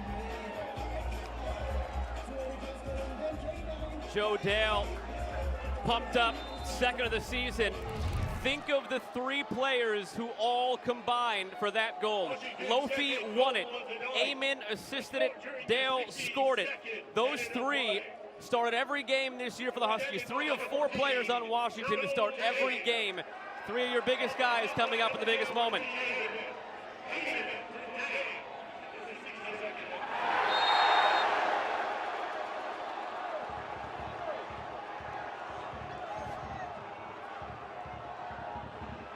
Down in the field with Marion Crowder for more. Yeah, Joe, after that goal, it was a moment of silence from the NC State coaching staff. Then it was Mark Hubbard telling the players on the field to gather together and sort it out. He then looked to the bench and told them to stand to their feet right now. They had a big heart-to-heart after their 3-0 loss to Syracuse in the ACC tournament. Lasted an hour and a half. Everybody got something off their chest. Now they have 27 minutes and 23 seconds. Try and prevent that same end result now in the national final. Quick and short from the free kick. Healy swerves it in. Phillip knocks it down. It is out for a corner.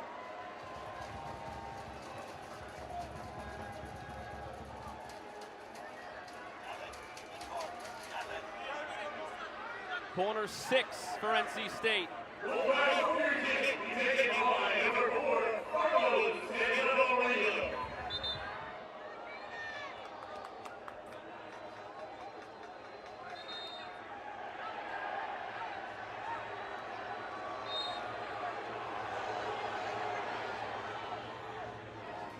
Santa Maria Healy.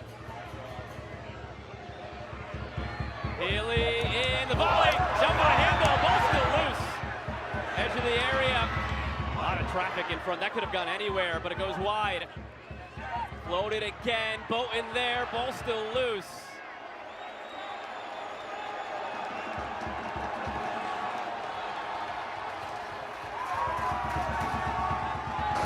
Wolfpack looking to respond. Crowd trying to will it on. They have not come from behind to win a game this season. Markovic blocked. Maloney settling. Hefis, back post, Phillip there, the knockdown goal is Bowman with it securely.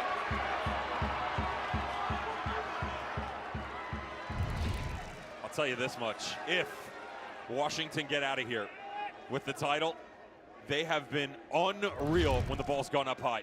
Their aerial presence on paper, Joe, you and I would both agree, no chance that they're winning these 50-50 balls as consistently as they're able to do over the course of the evening. But positioning, absolutely perfect.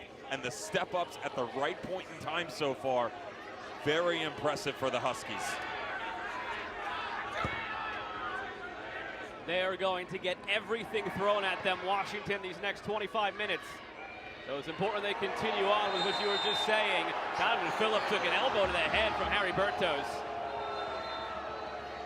Khalil Radosov stops the clock, waves the trainers on. And they both stepped up into it. There's no elbow there. Incidental contact, both drifting into each other. It's hard for me to see a whistle in that situation. The elbow never came up toward the head. It might have gotten into the chest of Donovan Phillip, but I'm with you. There wasn't a whole lot there. It seemed like both players, for the most part, went straight up. Bertos' arm, though, is right next to his torso. That's my argument there of why I don't see a whistle. And also why you see the frustration by the center back, who also shares a relationship with Mark Hubbard, Harry Bertos, Richie Amen, best friends. With not just one, but two players on the opposition tonight. Mark Hubbard, the head coach, and Tate Healy. All three of them played on a youth team together, certainly understanding of what the individual traits are of each other. Healy on his preferred left foot here. Goes toward goal. Conde deflects it. Edge of the area. Santa Maria, it's blocked. Donovan Phillip! A response to the Wolfpack on the road back!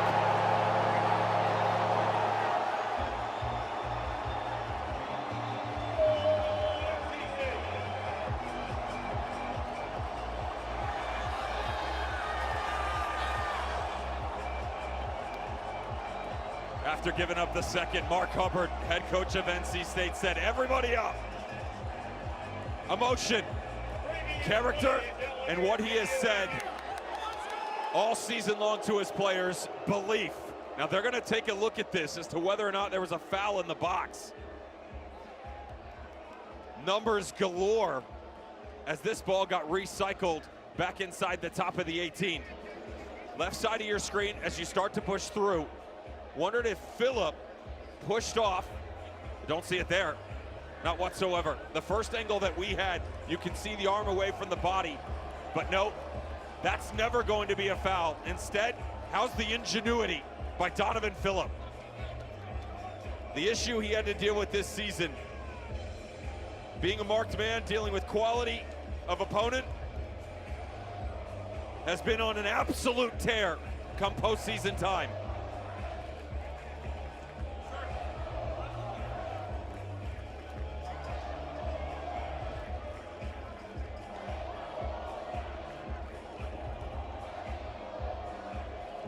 Radosov chatting now with fourth official Kyle Johnson. Let's hear the announcement.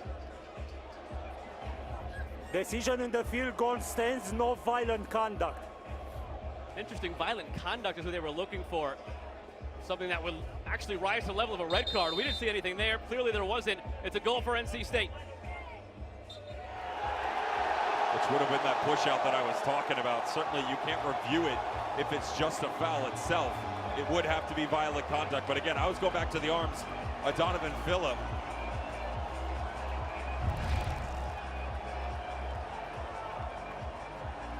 this actually might have been what they were looking for as well. Conde coming out of the goal, charging into Harry Bertos. Maybe that's why the terminology was violent conduct, and it was actually that rather than the foul that would negate the goal. In any event, we kick off again with 24:30 remaining in a brand new game. NC State trailing by 1. This crowd is ferocious, trying to spark this comeback. And at this point now, something has got to give. Washington is 12-0-0 when scoring first this year. NC State is 11-0-1 when Donovan Phillips scores.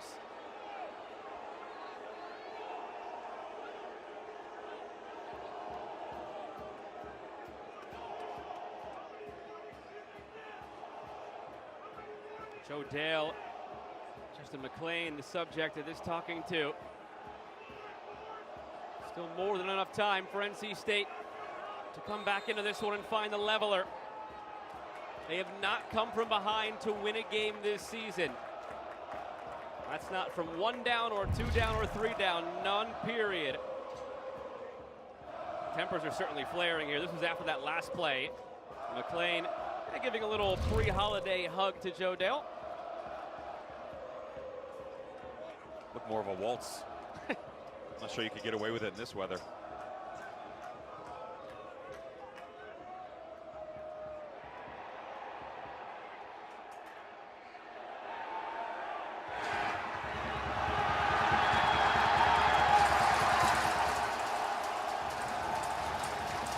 Mark Hubbard and his players talk about this crowd being a 12th man. That is certainly coming into play in this one. Maloney drops it back. Lined up through traffic and saved by Bowen. Don't know when he saw that, if he did, but he kept it out. A lot of traffic and screens in front. Phillip. McLean, or Conde. Bolton tracking and has it.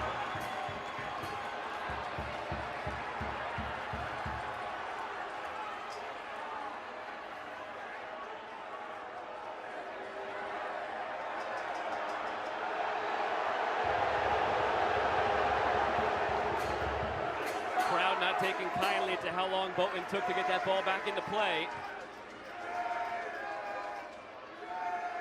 Amon wins it.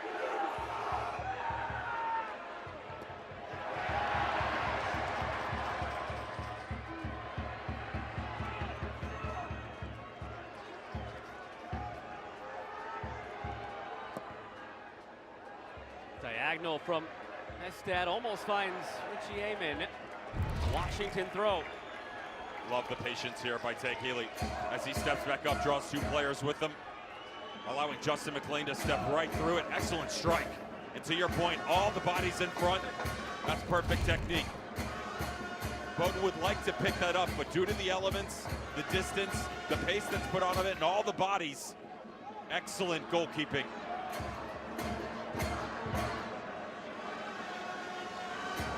Akulov. Paul. Well won by Tank Healy, tracking back defensively.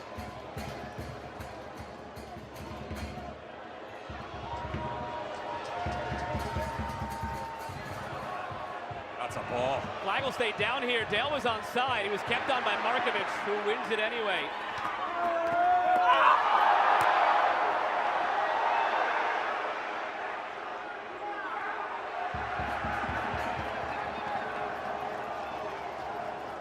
The NCAA Women's Volleyball Championship continues through Sunday's national championship match on the networks of ESPN. For more information, log on to ncaa.com for the official online home of every NCAA championship. You get Texas A&M against Pitt at 6:30 Eastern, and then you have Wisconsin and Kentucky. Winners will meet in the national final on Sunday at 3:30 Eastern on ABC. Just keep an eye on the midfield for Washington right now. One of the storylines coming in that was very late to show up on the radar, Connor Lofi hasn't been able to keep any food down for the last 36 hours. Said that they woke up Saturday morning, struggled for food, thought maybe. Phillip turns goal. Boatman with it. Thought maybe they could get 15, 20 minutes out of him. Well, he went about 60, 65. Now that they've come back in, the relationship from Kevin Hernandez and Zach Ramsey is off. They don't have as much balance. Joe Dale in the 10 spot is pushing too high. What that's doing is, on second balls like this, NC State doing a real good job picking it up, maintaining control.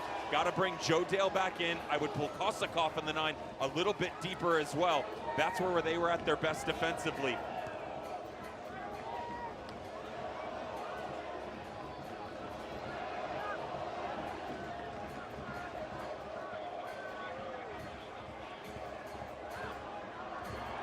Caleb Tommy looking through. Healy cuts it off. Lovelace is there.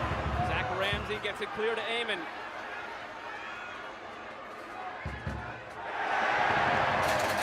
Some words from Caleb Tommy shouted down at Richie Amon as he gets up. If you didn't know this was a national final, the intensity gives it away with each passing moment. The tackles, the balls played through, the crowd reacting to minute things they wouldn't normally react to on a random Tuesday in the regular season. It's a first ever national title for either program tonight. Markovic wins it from Kosakoff.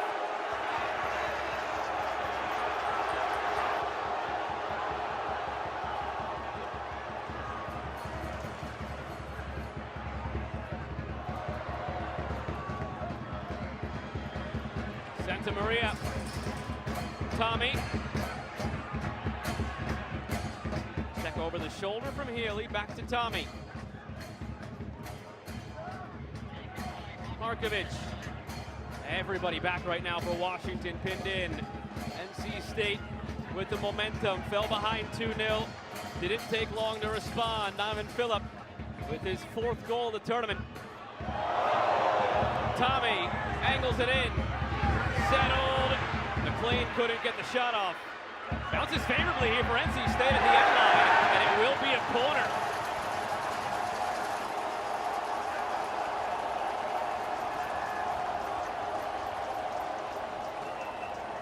Right in front of the Red Terrors, corner number 7 for the Wolfpack. Short, Santa Maria didn't get there in time. Can he rescue this? Chip toward goal. Donovan Phillip is there, but Boatman plucks it out of the air. Wants to go quickly here. Oh, he had a man. Richie Amon was out toward midfield.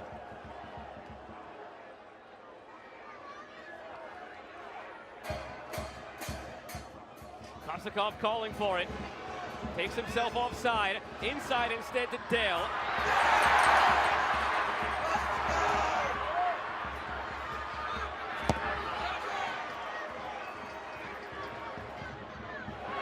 Conde looking for Phillip over the top. Bertos cuts it off.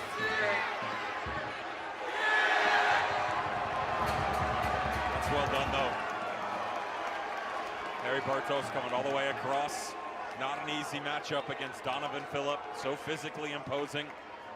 That long touch to drop the shoulder, turn the corner. Excellent defending just prior to it, and then gives him a chance to play out.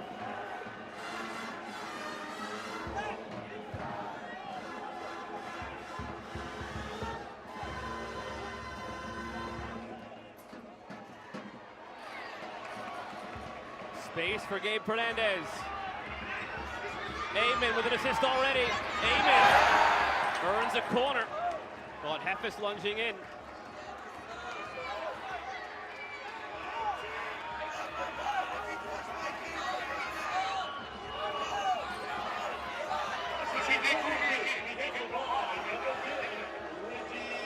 Restoring a 2-goal lead would help the Huskies breathe a lot easier. So incidentally, 3-1, their scoreline each of the last 2 games over Furman and Maryland. They'd like to make it 3 for 3.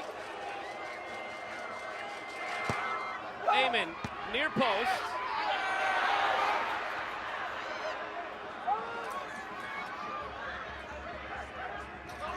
Ramsey, who opened the scoring, carries it in. A mistake in the end, out for a goal kick. Mentioned earlier in the game that some of the 2021 crew that had the heartbreak back in that national final, well, there's no heartbreak tonight. Hearts are full. Ryan Saylor, part of that team, is getting married tonight. It's why they're not here.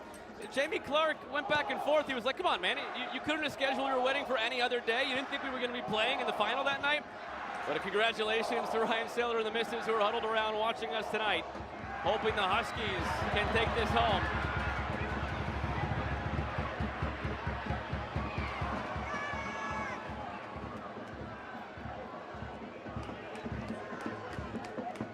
It's been 17 minutes since Washington's last shot.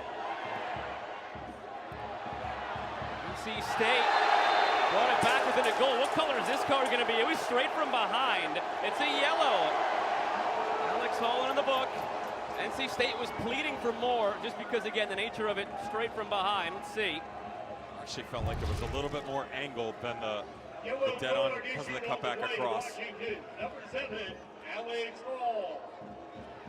Certainly doesn't get the ball though, does he? Alex Hall immediately pointing to it, but it was all contact with Justin McLean.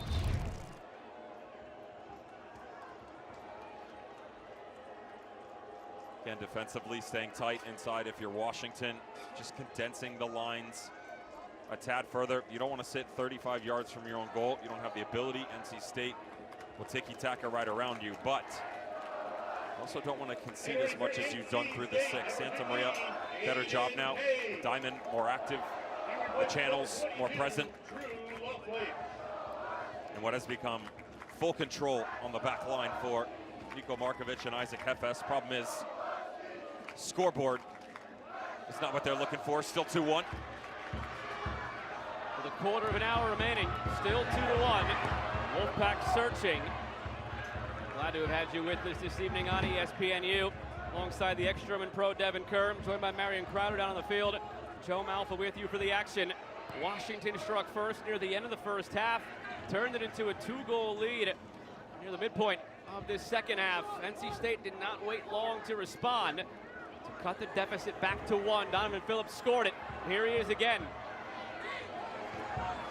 Healy always looking to get to that left foot so he can do that. Maloney looking for Conde, no trouble there.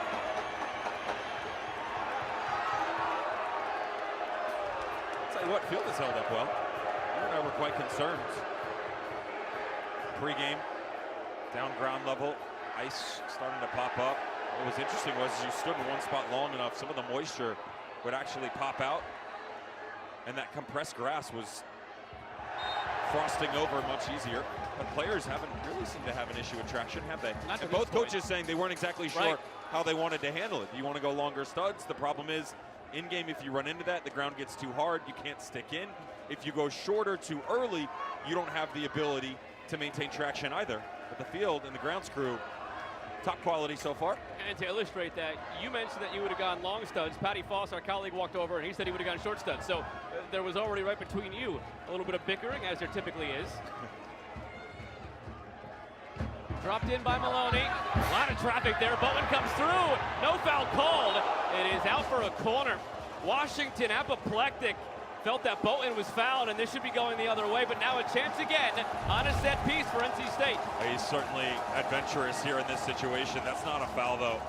Not whatsoever. Just a tall body sitting in front of him with Aiden Payne. He actually has to pull up because of his defender, and he can't get that full reach that he's looking for, Jaden Bowden. Eighth corner. Santa Maria's gone short the last couple of times. Maloney is there for that short option. They use it again. Santa Maria. Phillips snaps it down. No deflection, goal kick.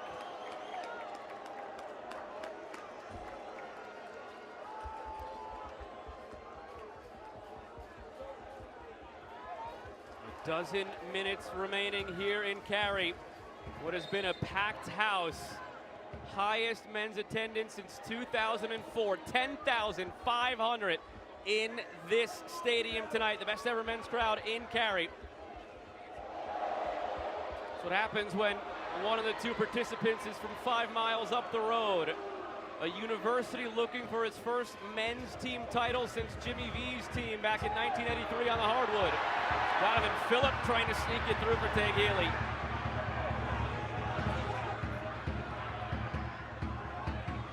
Stumble from Hall. who has a yellow and has to be careful not to lunge in there.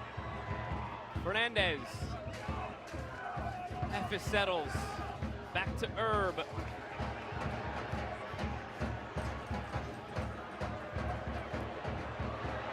Maloney stands up Hall, but Hall wins it.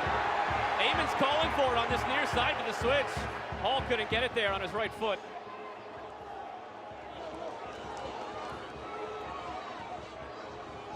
Still the Huskies with 11 to go. Insurance would be nice.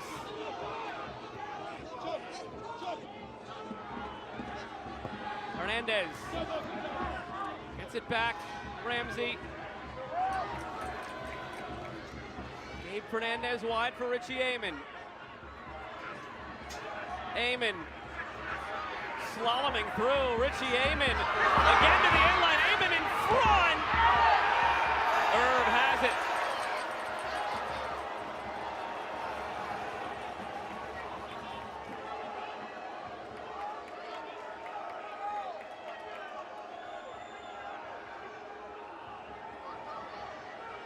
Joe Devin, since the 70th minute, the Washington Huskies coaching staff has been trying to sort out what they want to change in the midfield. When Aiden Payne, number 15 for NC State, came in, they said on the sideline, they're going to get even bigger now, guys. And finally, with almost 10 minutes left to go, they're finally about to make 2 changes. I go back to the relationship between Zach Ramsey and Kevin Hernandez. There's just too much of a gap between them. Enabalele, who's standing just down in front of us, 21, black jersey, right side of your screen, would solve that problem. The interesting conversation here is, and this is what they did at the end against Furman, the ability at your outside back positions, either Asher Hested or Gabe Fernandez. With Fernandez coming off, Zach Meyer will come to the left back spot. He's more of a lockdown one-on-one defender that's going to have some fresh legs here, and he is a bit taller than Gabe Fernandez. Now that's not saying a ton for Zach Meyer, but he can be a little bit more physical on Donovan Phillip, especially as the game continues to trend that way. We tick under 10 in the national final. Huskies came heartbreakingly close in 21. It was their first ever national final. They ended up as the runners-up.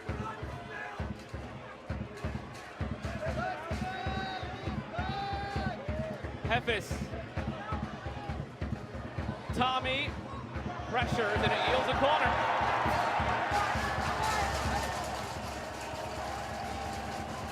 Ninth corner for the Wolfpack as the pressure mounts.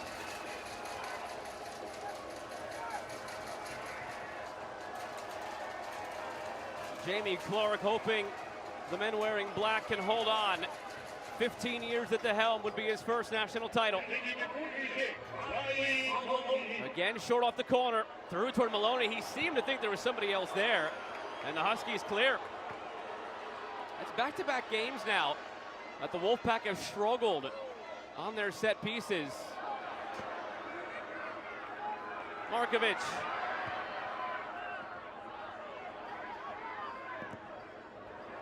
Diagonal toward Conde, he leaves it for Healy. This is a 10th corner now for NC State. Get the sense that Jaden Bolton is going to have to come up big at least one more time. The lone holdover, poetically, from that 2021 team who tasted firsthand the sting of that defeat.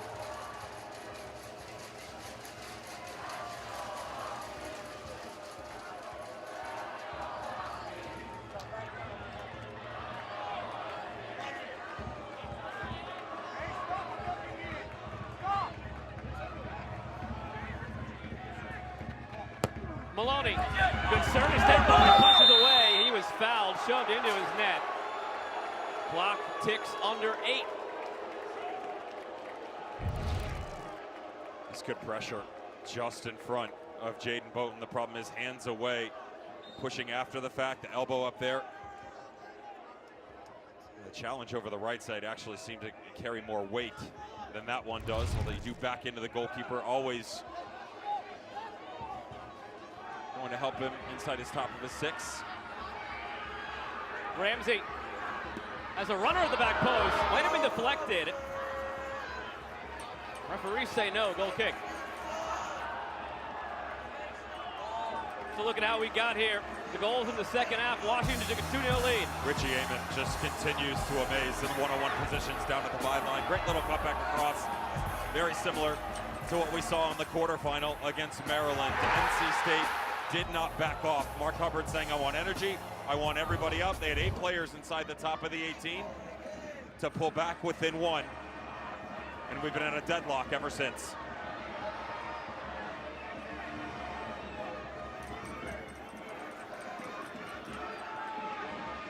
Mark Hubbard watches. The turnaround he's had for this program cannot be understated. A pair of 6-win seasons before he arrived. A program that had not made the tournament 15 out of the last 20 tries. He breaks the 3-decade drought of making the 3rd round last year.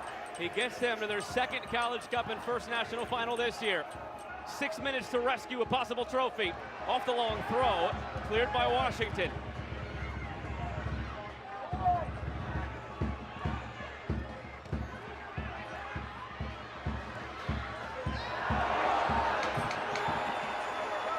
Those moments loom larger now. McLean not connecting with Santa Maria.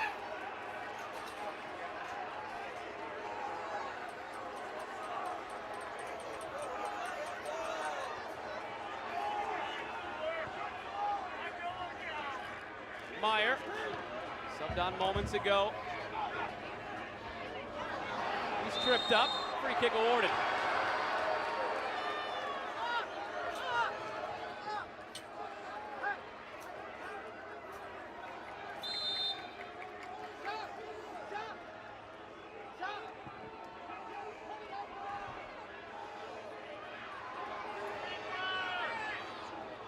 He's exhausted, Charlie Kosakoff. Rightfully so. He is put some kind of oil change in before this game and has tacked off the odometer all night long. Give him credit. Guy never stops. Healy deflected as he was looking for Callum Tommy. Here's Amon. There's a brief moment there where it looked like he could have slipped it through for Zach Ramsey. Hernandez out to Hestad.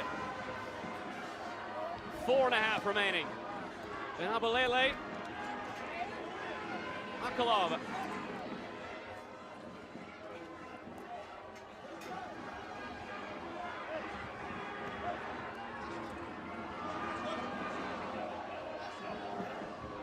Hestad cemented it with a goal on Friday, made it 3-0 at the time. Inside, Ramsey looks to slip it through for Abalele. Some contact there.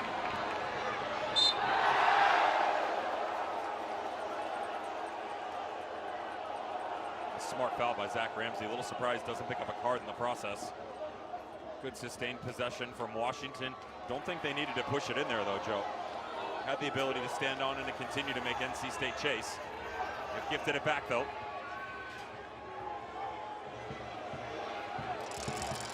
First ever meeting between these programs comes with everything on the line. A first national championship for either. Tommy works it through McLean. Healy!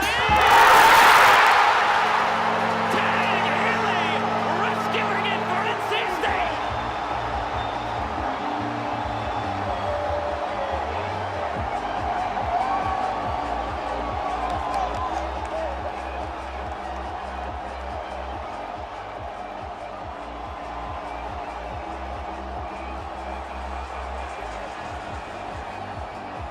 This is what happens. You tempt fate when you sit this deep, this often, and just gave a lifeline on the opposite end of the field.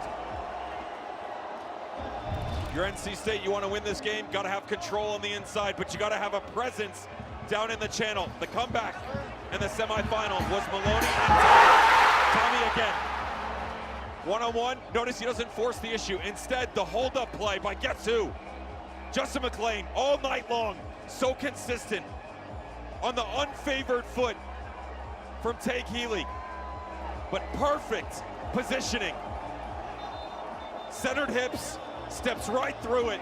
Goalkeeper's working back across, and instead, Tate Healy has set the Wolfpack even.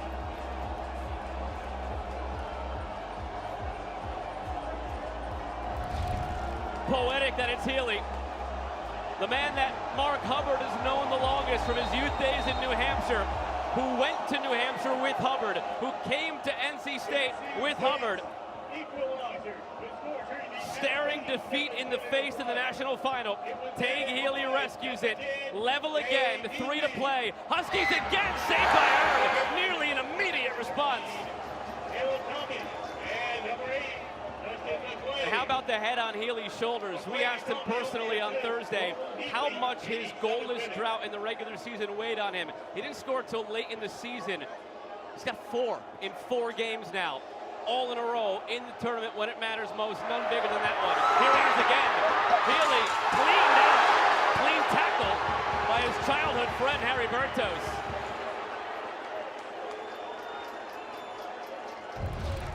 That's a big boy tackle on the timing from Harry Bertos. Clean too. All the way from the left center back spot. Oh my. Textbook from Harry Bertos in Washington. Again, those two the best of friends growing up, playing club together. Eamon was there with them, the third man of that trio. Here he is. Eamon brought down, free kick, edge of the area.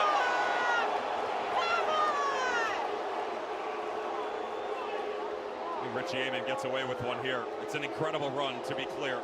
Good little cut back to the inside. We've seen it storyboarded plenty of times before for the number 10 from Washington, but he draws in pressure. And then as he cuts back through, no chance for me. That's really difficult. What you're going to notice, though, is that the angle for the referee in from behind does see the arm from Carlos Santamaria come away from the body. There's not a ton of contact, but that's why the ref blows the whistle. Conversation coming into the College Cup for Washington. Struggled early this year from set pieces. 6 of 8 goals coming in from dead ball situations. The reason being they're unpredictable. They felt like they relied too much on Richie Eamon and his striking capability or his service early on. Instead, they've been able to change it up, give a lot of different looks here, and the opposition has struggled. Kalyan Radosov pointed to his watch as he's jogging over. He is just checking the time here. When the foul happened, there looked to be, at Mike Lance, 2:12 remaining. It ticked down to 1:59. He had given the signal to stop the clock. Let's see. I believe it was 2:12. It just depends on when he blew the whistle, gave the signal. There's the whistle, 2:13 or 2:12. The signal hasn't come yet to stop the clock. Maybe he forgot to give it in the moment. Whether it's 2:12 or 2:11, we can agree on this, and it might be the only time today that you and I are aligned. It's not 1:59. No, no. A credit to the refereeing crew for recognizing that a couple of precious seconds had gone off the clock. Come and take a look.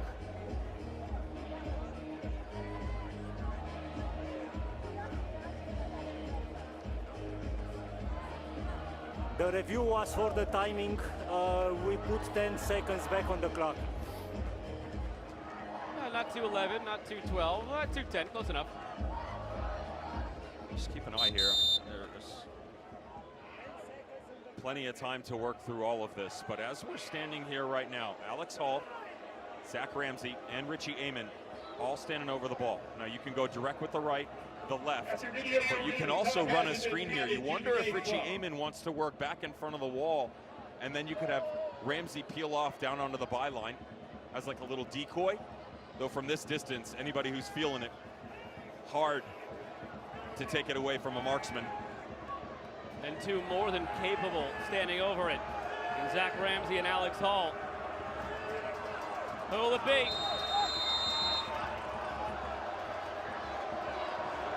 Alex Hall, saved by Herb. He's got plenty of pace on it, Alex Hall, but notice just not a lot of movement.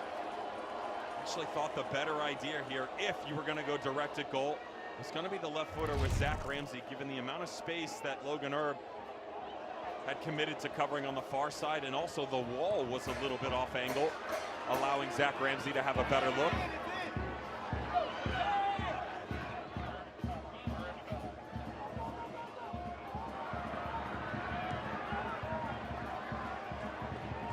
90 seconds away from overtime. Would be 2 10-minute periods, golden goal, as we saw last year when Vermont won the national championship. Ramsey. Hall.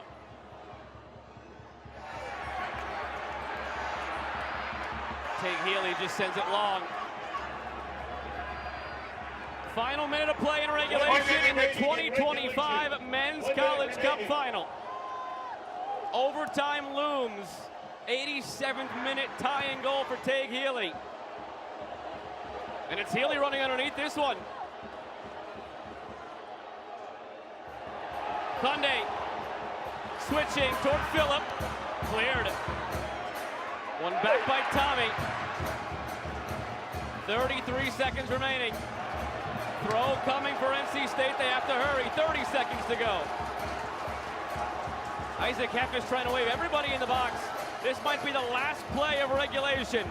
He's glancing at the clock. 20 to go.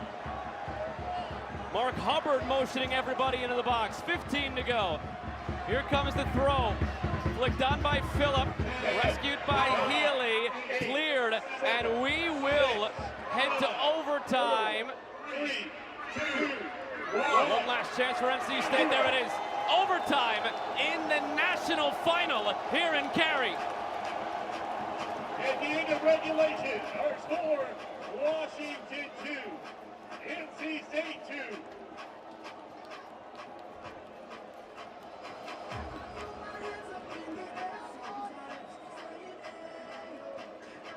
Soccer fans, we now head to overtime. It was heartbreaking 4 years ago for Washington. Overtime to determine which of these two programs wins its first ever national title after this. Overtime in the national final, Washington 2, NC State 2. It happened in dramatic fashion with Tate Healy tying it for the Wolfpack in the 87th minute after they trailed 2-0. Certainly Washington was the benefactor of the better run of play, but the chances themselves came from pressure once again. Love their ability on the long ball to reset their defensive line. They pull Markovich out. Mistake between he and Logan Erb. Zach Ramsey stepping through once again for the opener. And then from that point on, you wondered if NC State would punch back. The punch came though from Washington in the second half to go up by 2. Head coach from Washington, Jamie Clark, very clear. We want to have success. We want to win this game. We got to dominate the width with Richie Amick and Alex Hall. They get a second one. The problem was they started to tempt fate. They sat deeper. They absorbed way too much pressure. NC State is incredible. Moving laterally side to side, working out of the channel, whether it's on a cutback for the byline or towards the top of the 18. That's where they make their bread and butter, and that is where they find their equalizer. NC State in overtime for the first time in this tournament. Washington needed one overtime to get here. It was back against Oregon State in the opening round. They won it 3-2 in overtime. Would be the same score line now. It feels like 23 degrees with the wind chill here in Cary. I don't think either of these teams right now care much about that. The adrenaline's going, and it could end at a moment's notice. 2 10-minute periods. It is golden goal. No re-entry in the first or second OT periods for subs. The clock will stop every substitution. If tied after 2 overtimes, we decide the national title from the penalty mark. Quick updates from both huddles, guys, for NC State. Very emotion-driven on the other side for the Washington Huskies. Jamie Clark said, guys, we get to play in an overtime national final game. And then he went on to say some tactical nuances. Get the ball to our corner, specifically on the far side. It's a one-possession game. Make your moments count. Marion Crowder down on the field alongside Devin Kerr. I'm Joe Malfa. Happy to have you with us for overtime in the Men's College Cup Final. Washington right to left in the black, NC State left to right in the white. This could end at a moment's notice. We'll count it down from 10 in the opening overtime period.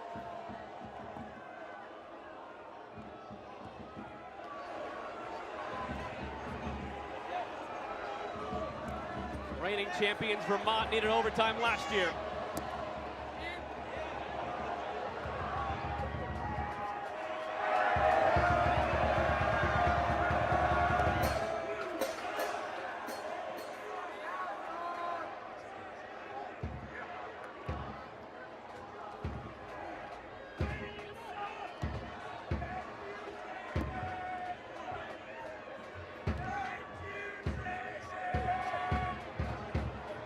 Makalele had a long spell on the bench in the second half. His legs should be fresh. Through. Combination. Flex stays down. Chance for the Huskies. Intercepted by Heffes. Zach Ramsey was in the mix again. He scored the opening goal way back when tonight in the first half. Hall.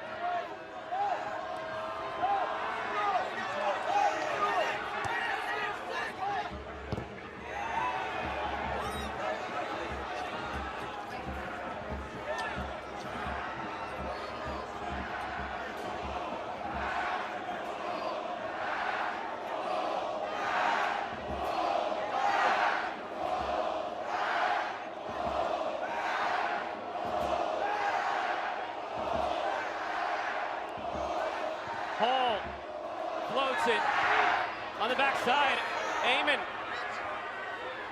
Amen in front.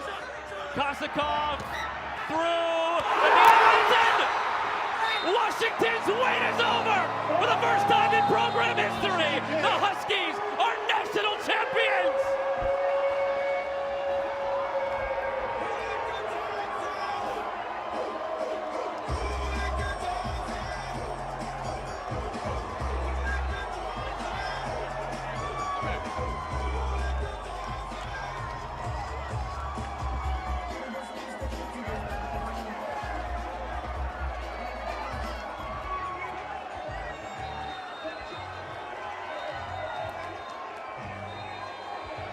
Hold on a second.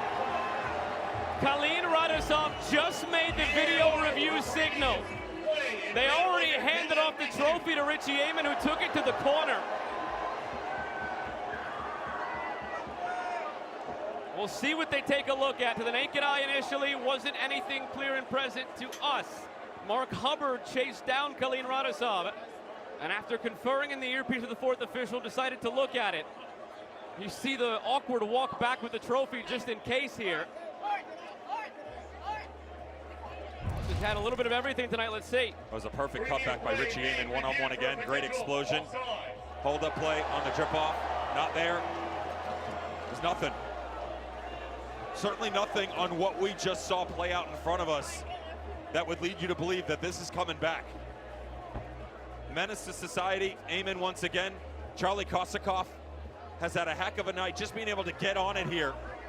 And Harry Bertos, who has been a man on fire against Donovan Phillip and Ibrahim Condé. First ball.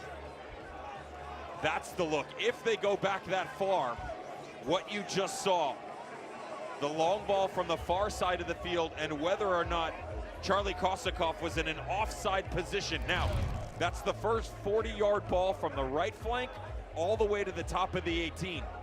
He didn't touch it, but he might have impacted it getting in the line of sight. Might have impacted it, absolutely. Now he does get back into an onside position, so this does get a little bit speculative by the referee on what his judgment and his impact on it is. If it's right there, he's off. If he's right there, he's off. Now it's about, as a referee, do you feel like he's impacted the play? The argument would be at the bottom of the screen with Callum Tommy. As Kosakov steps up in, he prohibits the ability for Callum Tommy to rotate back to the outside. That's what they're looking at. Jersey still off for Bertos. Kalin Radosov still looking at it.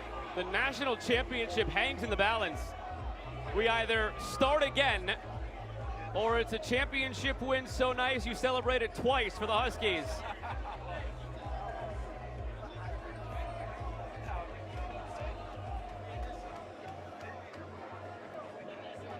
We'll hear the announcement from Kalin Radosov. You'll know before the crowd does. Decision in the field, stay. Good goal. Washington's about to find out. A look at Bertos. Harry Bertos won the national championship for the Washington Huskies. They celebrated it once, they'll celebrate it twice. They'll be national champions for the rest of their lives. Has been confirmed.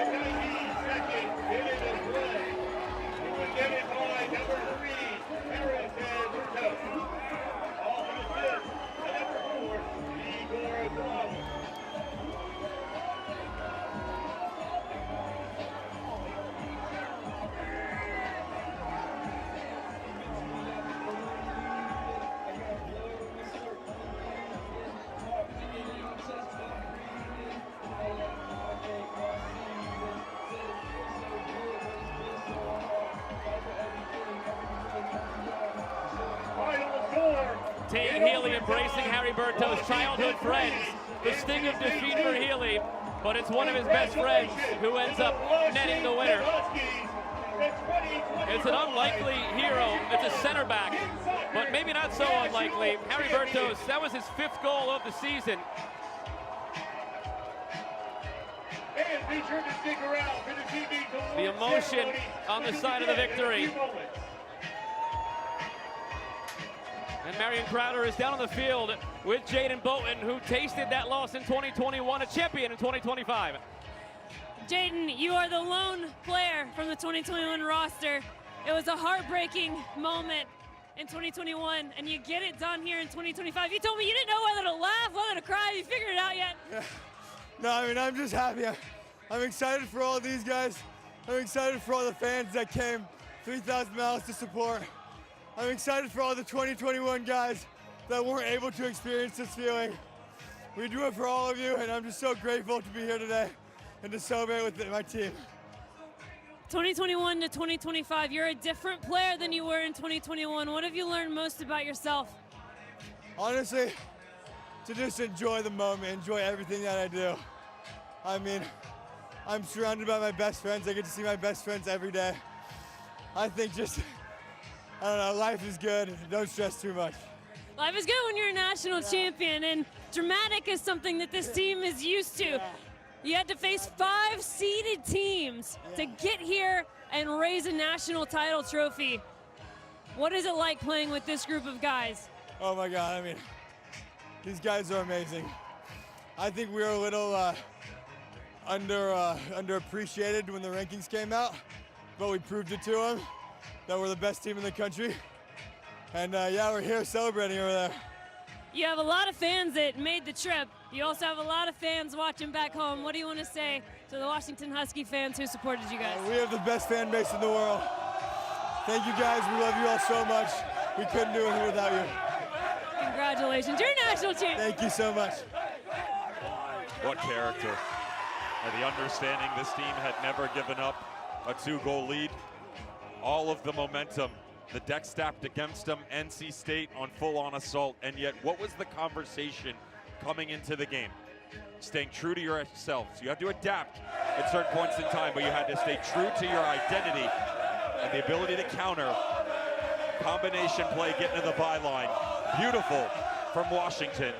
Prototypical football we saw from them all season long, and the game winner to win the national title. Now Marion standing by with head coach Jamie Clark. Are we good? Are we talking? No. We're debriefing down here already. We are. I am so happy. I see my own son here wearing a national champ shirt. This is insanely cool. Our fans showed up. They flew out here. We played a road game, and we still got it done. We told them it was going to be hard. We were like, hey, this is going to be hard. There's going to be twists and turns. To give up a goal with 3 minutes to go and to lift our heads back up and go after it again was incredible. You've experienced both emotions. You've been on so close to this stage in 2021, a heartbreaking loss, but you avenged that in 2025. There's been a lot of learning that you told us happened in those moments. What did you learn about this group of young men that you get to coach? They are tough. They're resilient. They can play too. That's the beauty of them. I love watching them play. When we play well, we're really fun. At the end, we went for it. We said, hey, we weren't going to sit back. We weren't going to play for penalties. We wanted to make our one moment. We said one moment's going to be a special moment. I don't even know who scored it, but it was great. Who scored it? Richie. Unbelievable. What a year. You also said that Jaden Boughton this was going to be a game where he could really shine. He's the best aerial goalkeeper in the country. We just had him. What character he showed us. What do you have to say about your goalkeeper who came out big multiple times tonight? He came back for this. He came back to help the younger goalies. He came back to lead our team. He's an absolutely special guy. And the one guy I want to give a huge chance, Connor Lofi hasn't eaten in 36 hours. He's on an IV before the game, and he made it 70 minutes today. It's incredible what he just did for this team because we needed him. Two freshmen in the middle of the park to finish, too. 2 18-year-olds playing in the middle of the field, doing the business. That's special. I actually think we need to correct something. I'm hearing from my crew because we were in the middle of a dramatic video review. Guys, who actually did score the final goal? Berto. Harry? Harry! We live by the Bertos. We die by the Bertos. That was our saying all year. And, oh, my God. I'm so happy. This is a brilliant sight to see. You said it was great for college soccer. I think we can all agree one of the great things for college soccer is a man like you, 15 years at the helm, getting to experience this emotion. Coach, congratulations. Go celebrate. So much. Appreciate it. Weight lifted off the shoulder of Jamie Clark. He just learned that Heriberto scored the goal, and that's who he embraces now. They had to run a gauntlet, Washington, every single game against the seeded team, every single game away from home. These last two technically neutral, but tonight was anything but neutral. And now Heriberto's standing by with Marion Crowder, the author of the game-winning goal. So you're going to have to forgive me, because in the middle of all the dramatic fashion, we thought it was Richie Amon that scored it. We're getting word from the guys in the booth who actually get to watch this game in full display that it was you. How does it feel? Oh, it's an unreal feeling. You know, I love these boys. Every single one of them, they put their heart into this team, and we didn't give up. 2 goals up, they tied it. We thought we were down. We had a great pep talk in overtime. And it was just, you know, don't give up. You know, keep going. And Igor hit a shot, it bounced out to me. I hit it under the keeper's legs, and the rest is history. But I'm so thankful for our fans and my team. Such an unreal season, 6 games on the road, unheard of. I mean, I got no words. I think we all want to know the question that goes through everybody's mind when someone scores a goal. Do you actually remember that moment, the ball coming to you? Do you actually black out and you just realize you've scored it? I remember everything, and then I took my shirt off, and then I was like, oh, it's VAR, oh shoot. But I know. Just so much credit to these guys, and I love my team, I love my family, and I love this. This is unreal. The thing that everybody keeps mentioning is the fact that you guys have had to do this on the road. You've had to play seeded team after seeded team. You've talked about the resiliency of the group and the fact that this is a group of guys who went a little bit unnoticed to start the season. If you could describe this locker room in one word, what would you say? Just magic, honestly. You know, throughout the season we had injuries, difficult times. I was coming back from injury to start the season, and you know, we all just met together and we were like, okay, this is gonna happen. We're gonna win national championship. And right after our Big Ten tournament lost to Michigan, everyone was down. We thought we weren't gonna make the tournament even. And you know, Jamie said like, you know, we can beat anyone. This is a College Cup team, and here we are.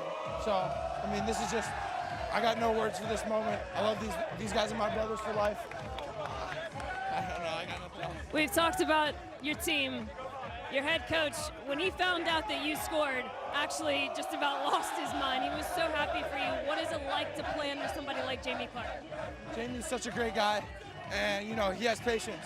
I came as a immature freshman to the school, not knowing what I was getting into, and Jamie coped with me. After every hard moment, he put his head down and looked at me and said, okay, we're gonna grow. And he did this with so many of our players, and at the beginning it was hard. And this team, so many players out there on the pitch tonight, played so well, worked so hard, and you know, I can't be more grateful for Jamie. The assistant coaches, best assistant coaches in the country, all of them, they're my guys for life. I love everyone on Washington so much. I can't even speak, I'm sorry. Visible emotion, go celebrate, congratulations. Thank you. Let's go Dogs! Heriberto's to the moment that everybody dreams about. Devin, it takes so much to win a national championship. Sometimes you don't know which team it's going to be. The Washington team of 21, of 22, those felt like their best chances. It's this group that ends up hoisting the trophy. I look bigger than that, right? 5 of 7 first-time champions over the last couple editions. 6 of 7 that have been either unseed or the lower seed overall. The depth of talent, the quality that we are getting in NCAA college soccer right now, not just out of Division 1, 2, or 3. It is spread all across the land. There were pros littered on the field tonight. Could have gone either way, but credit to the Huskies who stayed resolute, the word that Jamie Clark used with us on Thursday. That's what they were gonna have to do to hoist a title. This game had everything. It had a record crowd. It had Washington taking a 2-goal lead, an incredible comeback, overtime, a review in overtime, and it ends with Washington winning the program's first ever national championship. Final score, Washington 3, NC State 2 in overtime. For our entire crew, broadcast partner Devin Kerr, Marion Crowder, Patty Foss, I'm Joe Malva saying good night from Cary. The trophy ceremony is coming up next on ESPN+. Congratulations to the Washington Huskies.